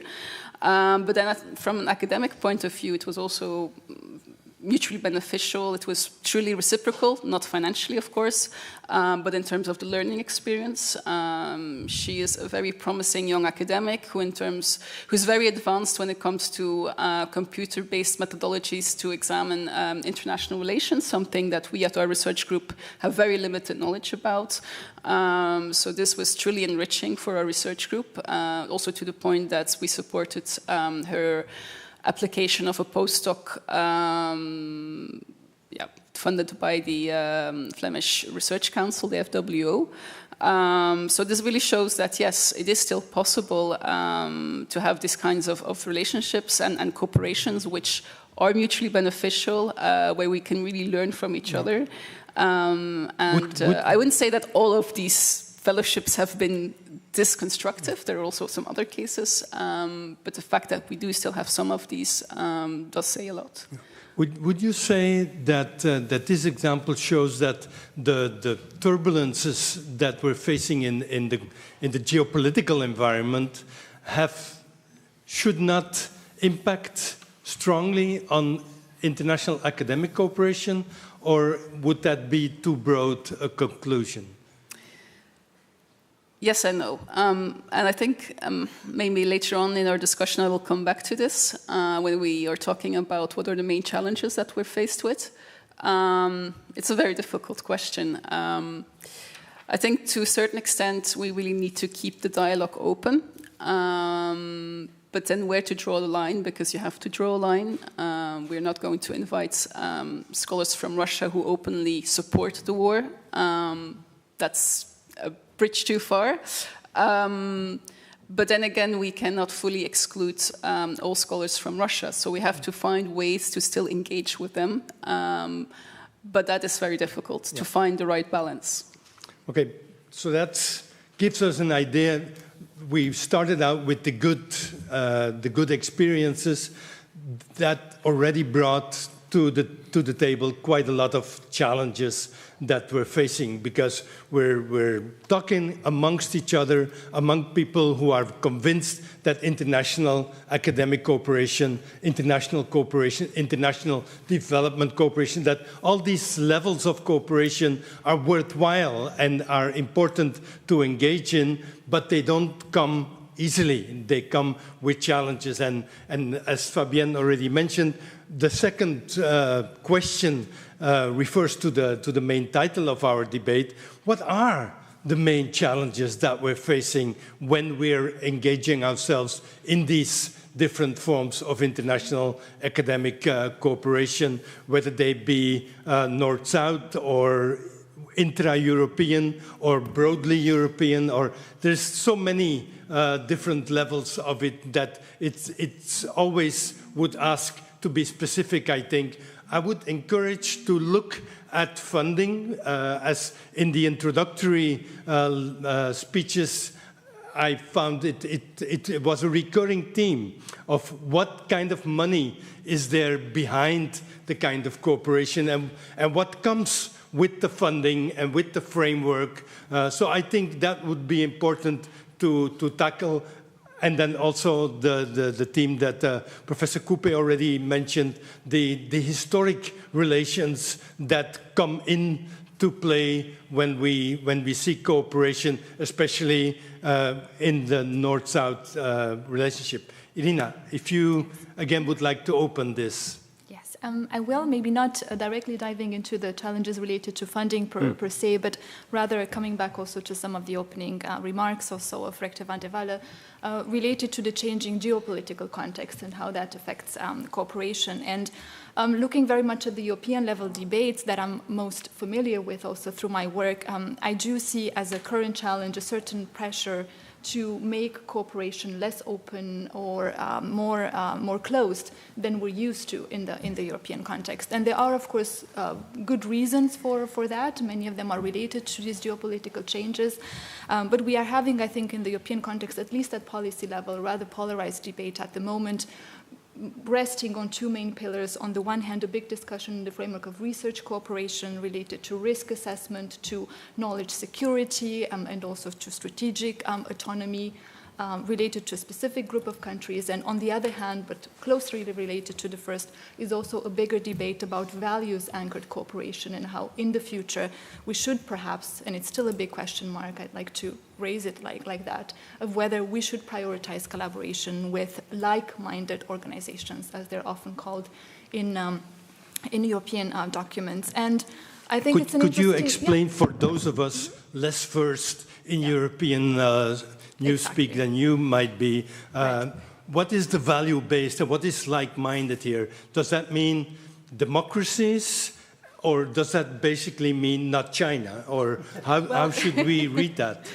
in a sense, all of the above. And I want to say, you know, also quite openly, I'm personally quite critical of some of these concepts, but I'm happy to explain, I think, what it's typically meant. I think in the European context, we've been having for a longer time a conversation about fundamental values like institutional autonomy, academic freedom, cooperation based on equal opportunities, and it's been for a long time more of an internal discussion, looking at our own practices. But now, in the changing international context, we are exporting to a certain extent, I think, this debate also on principles of sharing these values also vis-à-vis to international partners, which could mean, if really applied to the same this extent, not cooperating with certain countries or institutions that there is a perception do not share some of the same values to the same extent. And I think it's the fact that we're having in this debate in the European context is good at the moment. I think it's healthy to re-examine some of these principles of cooperation. I do see some dangers in that. And coming back to the points made earlier related to trust, I am personally a bit worried that this conversation focused very much on risks, focused very much on not sharing of values to the same extent, might create a climate of distrust. And I think we've agreed already in the previous comments, trust is a quite important base for cooperation. I hear you saying two main worries that you see. One is security-based and threatening the openness of European institutions to cooperate across borders and intercontinentally. The second is value-based. How can we maintain that in a way that it allows us to cooperate broadly rather than restrict? And both is probably based on trust, and it goes beyond even the institutional autonomy. It comes into the geopolitical realm, and I might ask Meneer Bries to develop on that, because from your own background, both as a politician, now a representative, and before that as a governor, I'm sure that you're very familiar with these questions of in how far can we cooperate with whom, and do you have good advice there for academic cooperation or good challenges that you see? I've been thinking all the time about the presentation of Ms. Tegenbos, the North-South challenge.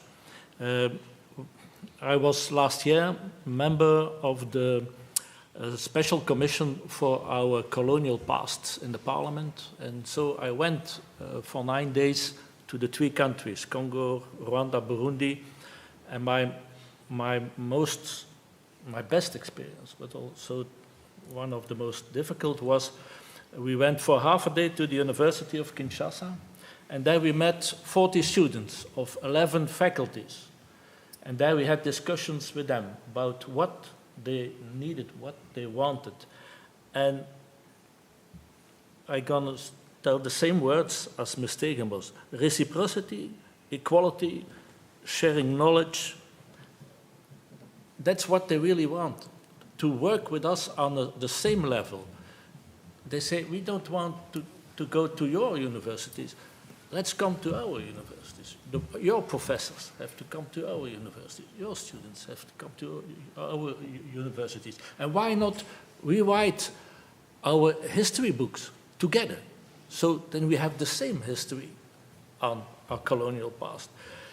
And so I will never forget their last words. So understand it well, and they were not the only ones who called that their priorities. Our first priority is education, and the second one is agriculture, because we are hungry.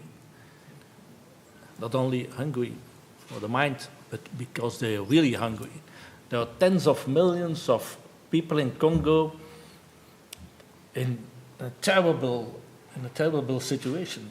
And that's, for me, when you ask for what's urgent, what are our main challenges, let's go there and let's help them, because it's also about the future of the world that we are talking. There I saw also what culture can do. You have, as you said, when you have to speak French in Congo, of course. So the Walloons, they have a cultural center there. And that cultural center really became a place of collaboration between also universities, but between artists to make films together, to make theater pieces together, and to bring them all over the world. So that should universities also do, collaborate, produce together. Then maybe a second one. Am I allowed? Very short? Sure. I'm also president of the European Festival Association. So we convinced 15 European festivals to patronize 15 festivals from Ukraine. And that's not only patronize, that's real co-production, work together. Let artists come here, let them tour here. And that's also what universities can do, patronize a university in Ukraine. It's incredible how you can help them that way. So that are two examples. Working together and standing in reciprocity, produce together, you say, but with the focus in their example of the Congo on making the country, making the students able to produce a better country for the future. Let me go to Professor Coupe for that and see how he sees these combined challenges that you give us of reciprocity and working on an equal footing, producing together in the context of such enormous inequality, I should say, economically and thus also in power. How do you co-produce, how do you create equal and reciprocal relations on an academic level in that context, Professor? We don't hear you now. We don't hear you. Professor Coupe? Does he see me? Oh, sorry, I was still muted. So I was going to say that I was saying that responding to some of my colleagues and listening to them, I think that particularly the example that I gave was about building the capacity of early career researchers, because we all know that when you are dealing with the Global South, often the research capacities, experience of professors and all of that is richer in the Global North than it is in the Global South. So what you really want to do in the Global South is to build the capacity of people to be able to have the same levels of experience over time, of course, and to be able to provide, if you like, the research capital needed to produce knowledge that is transformative and that is impactful. And also to be able to do it together with them, because building capacity is not, as some people said on the panel, doing patronage, helping these people who are less poorer than others. It's rather building the capacity of these people who, if given the same chances and an enabling and nurturing environment, are able to do it for themselves, but also rather than people doing it for themselves, we're talking here about our common humanity, which is threatened by the crisis of our humanity, is reflected in multiple wars all over the world. The war in Sudan, the war in Ukraine being two current examples. And the crisis of our climate is reflected in things like climate change and so on. That threatens all of humanity. So there are all of these local and global challenges. We should focus our mind around cooperation, co-creation, building capacities, because at the end of the day, we want to see a better planet and a better humanity. And also we want to advance the goal of sustainability, not only of our planet, but sustainability of ourselves as humans with the rights, dignity, and who can create better circumstances. So the inequalities of resources and this and that pale into insignificance if you think about that way. What are you trying to do? And how are you going to save our planet? And how are you going to save our humanity?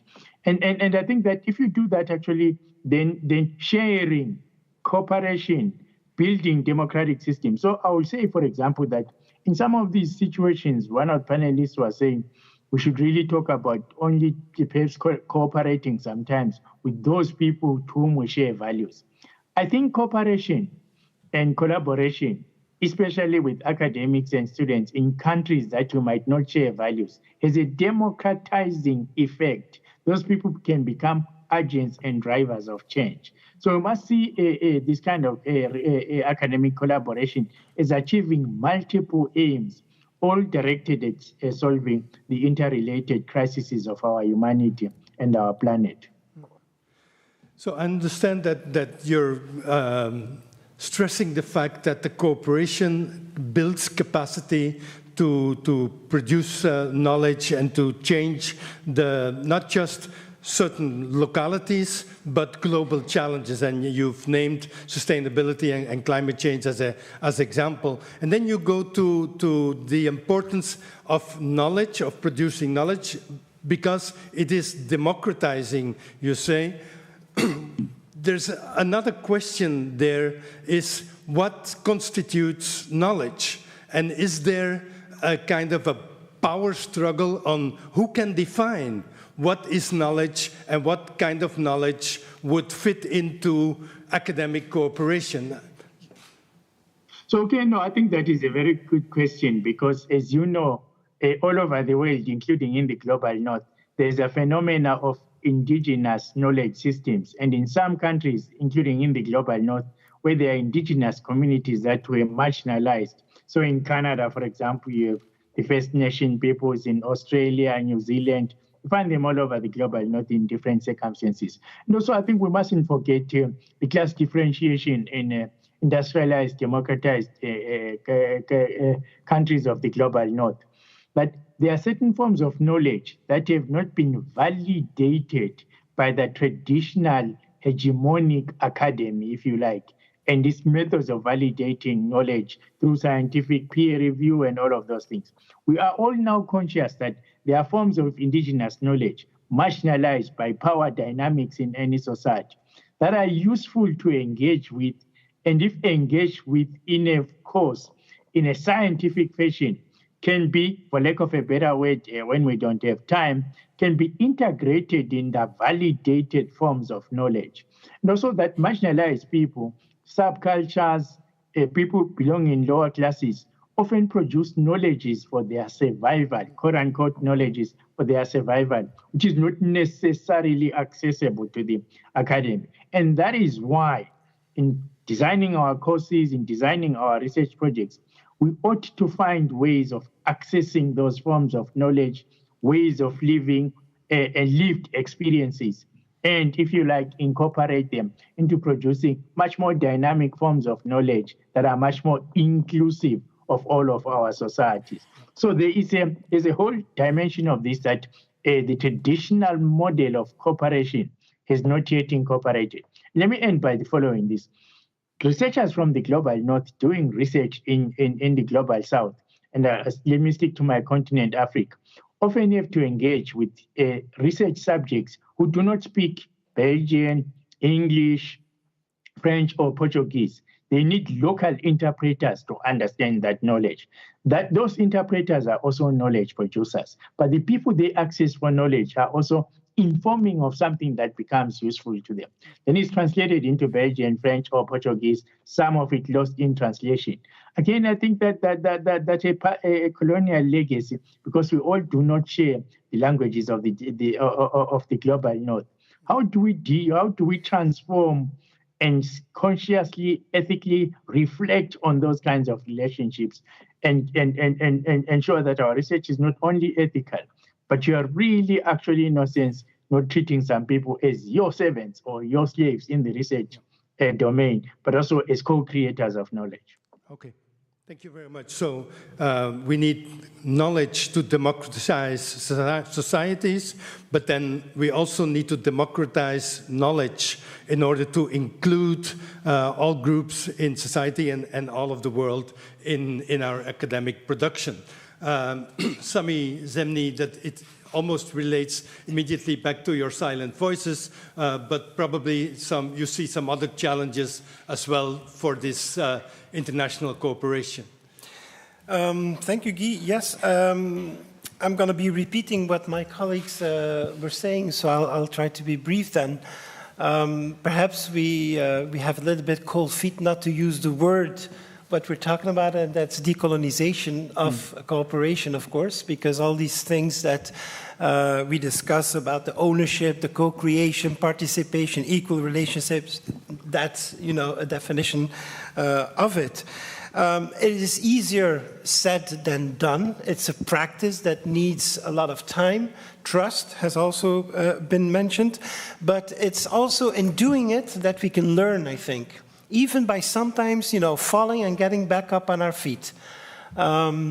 It's not I don't think we need to have a preconceived plan. We need to have ethical guidelines that are clear, and I think there are, over the last 10 years, different protocols that have been launched and signed, including signed by our university, like the ethics of doing research in poor resource countries and so on, that are really good as a starting point, but they only become realities when you try to, engage with them on the ground, because going in the field is always more messy and more difficult than the rules that you have on a piece of paper. Right? That is one, I think, concrete issue. And perhaps a second one that I would like to add that might sound a little less important, but it's because I have lived a bad experience because of it that I think it is attached to this issue, is that even all our good intentions to do all this leads sometimes to contradictions in our rules and regulations in terms of how finances are used and not used and this and that. And this can lead to very awkward situations when you're trying to build up mutual trust with your partners in the Global South.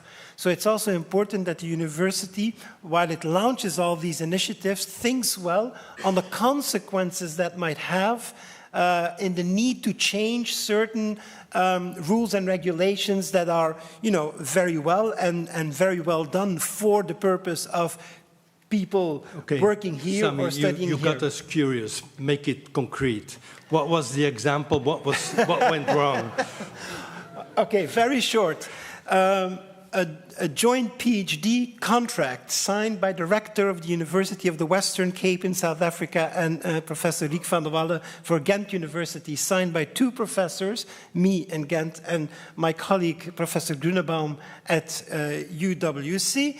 In that contract, it stipulates that the South African researcher has to come twice to Belgium for 3 months, and that the supervisor in Ghent needs to provide some living allowance for that person.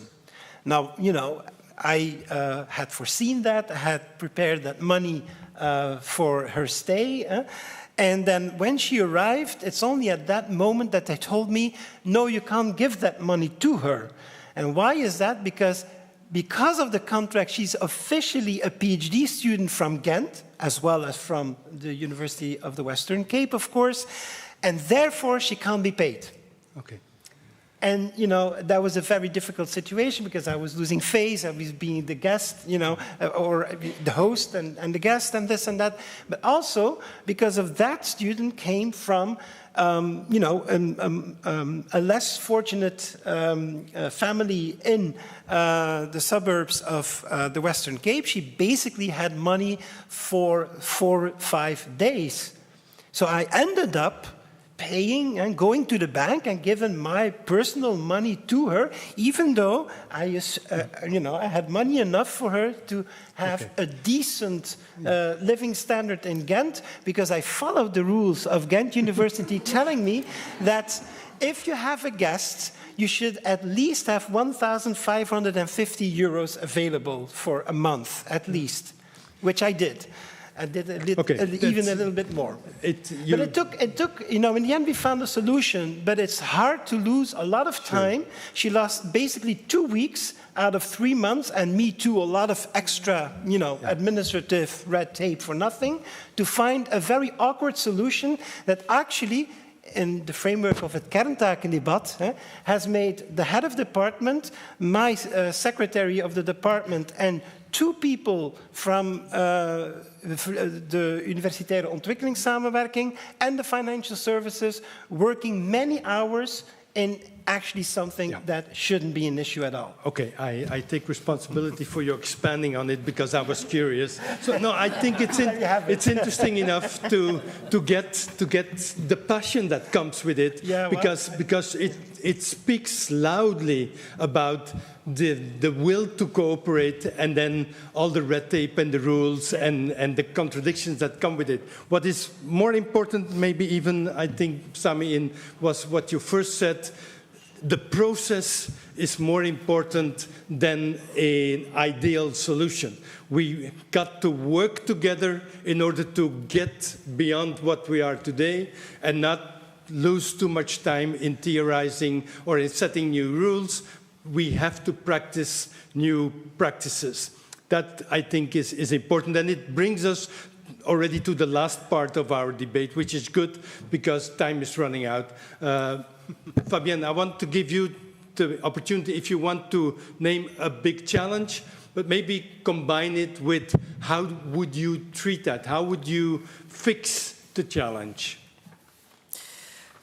Okay, I think I will disappoint you then, but no, it's something that the thing I will address is something that also as a researcher and IR, international relations scholar, is related to my research agenda, so something that I'm looking into myself, and for which I think we have not yet found a solution. But I think what is probably the main challenge for the coming years, maybe decades, is how can we actually combine 2 opposing agendas? So which agendas am I talking about? So one is the agenda that we're faced with, namely how to address this increased geopolitical competition, the so-called turn to a multipolar world order that we're currently witnessing, with the other agenda, namely the decolonization agenda, so decolonizing the cooperation, the academic cooperation between North and South. To me, combining this is really extremely challenging, and finding solutions is really difficult. But I further want to entangle this complexity a bit by showing some of the implications of this juncture between these 2 opposing agendas. Because, I think if, our academic cooperation with countries in the global south, it's really faced with the double challenge of trying to be inclusive and establishing equal partnerships, whilst at the same time being vigilant for potential geopoliticization and even securitization of the cooperation. And then following up on what Irina mentioned, so the EU is now developing this agenda of, maybe we'll have to cooperate exclusively with, or mostly with, like-minded countries, whatever that might be, because how will we define like-minded countries? Then, okay, so does this mean that we really have to return to an Iron Curtain? Whereby academic mobility and academic exchange becomes almost impossible or severely limited with some of these countries which our governments do not consider to be like-minded, and whereby basically mistrust and lack of understanding will take over again. Do we want that? Open question mark. But in Belgium and also in the EU more broadly, we can observe 2 contradictory trends at the university level, whereby we are seeking to decolonize our academic cooperation with partners in the global south, whilst at the same time institutionalizing mistrust towards scholars and university from those countries which our governments do not consider like-minded. So that, I think, the coexistence of these 2 opposing trends is hugely problematic. Coming to the solutions, yes, I'm not there yet. I'm still also, together with colleagues from other universities, we are reflecting upon this. but there are no ready-made solutions. It requires a lot of reflection, and I think above all, critical reflection. So thankfully, Ghent University always encourages to dare to think, and that is what we do. But the dare to think is not yet translating in dare to act, because we need further reflection on these questions. In any case, also to come back to what Irina said, so there's this potential future agenda of cooperating mainly with the so-called like-minded countries.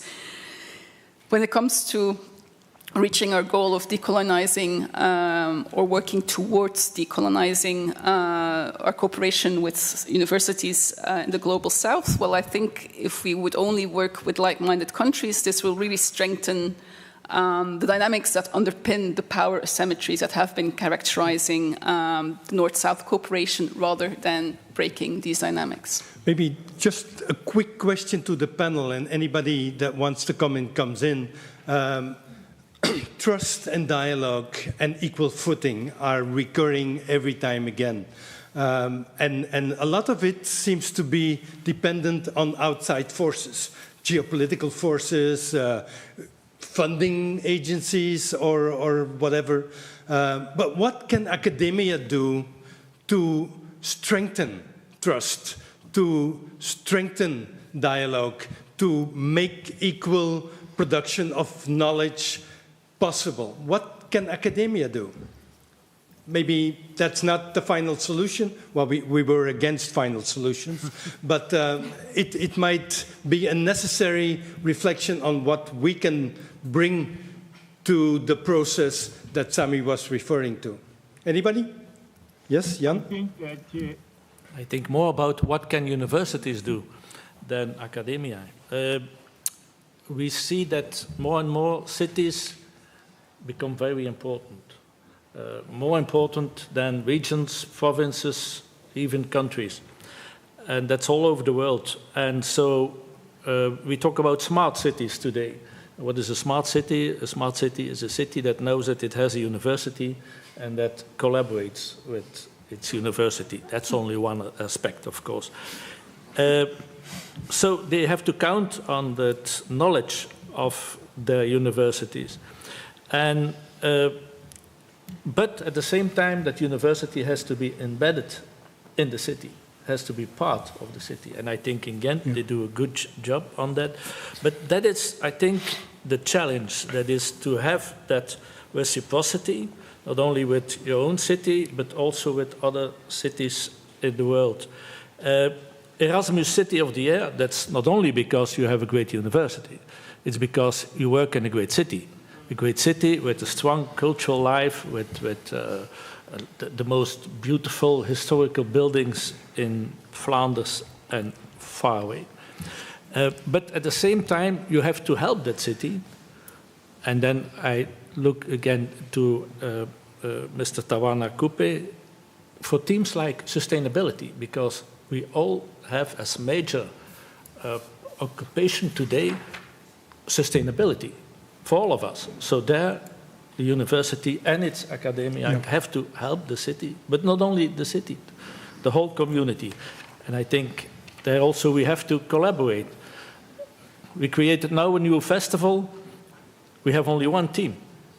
That's sustainability. So let's work together towards maybe our most important challenge for the future, that's sustainability. Thank you. Okay, thank you. Was anybody else? Professor Coupe, were you signaling? Yes. I wanted just to say also that it's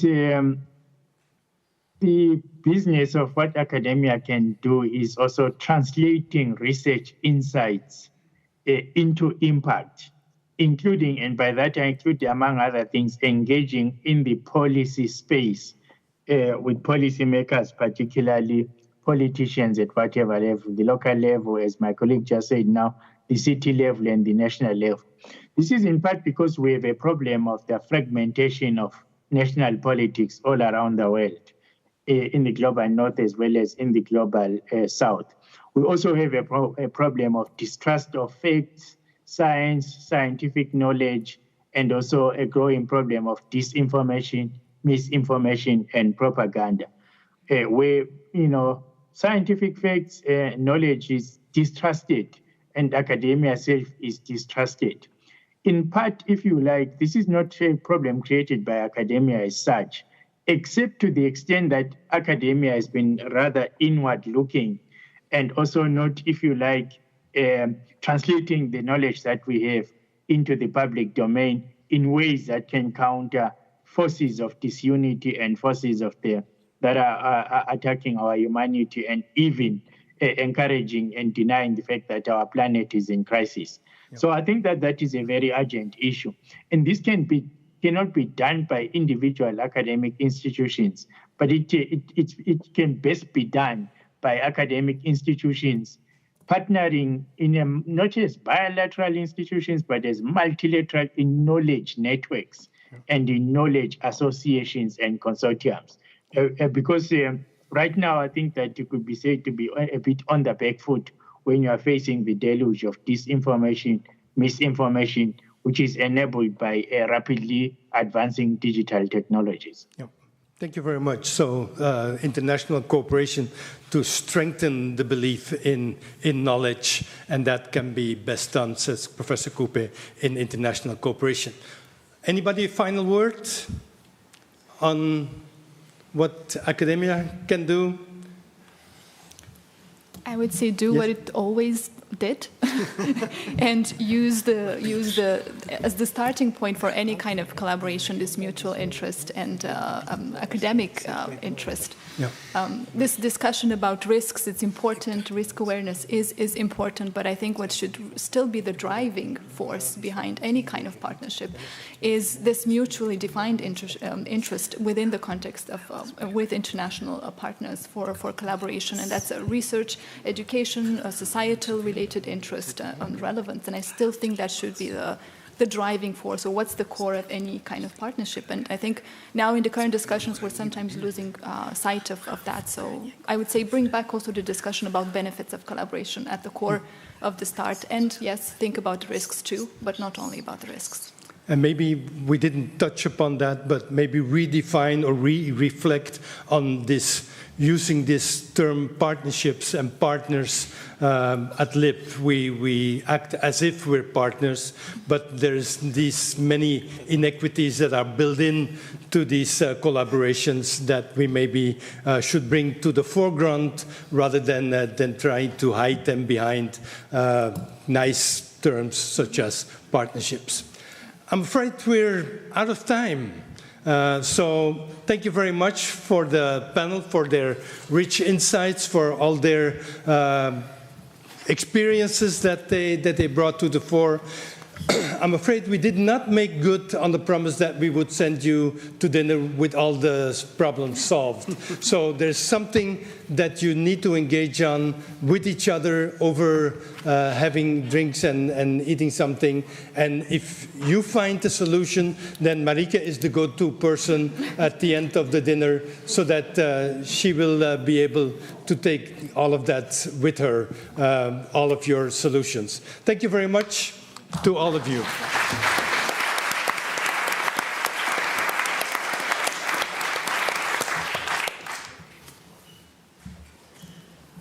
Wow, apparently I have a big task ahead of me.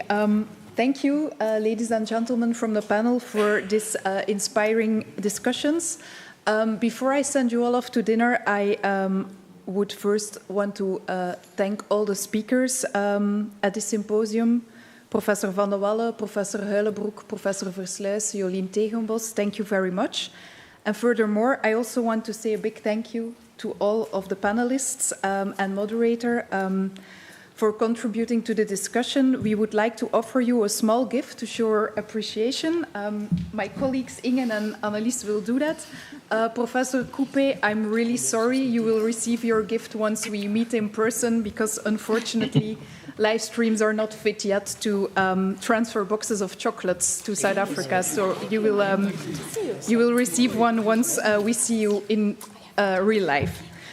Let's give all the speakers of the symposium another round of applause, and then you can all go up to dinner.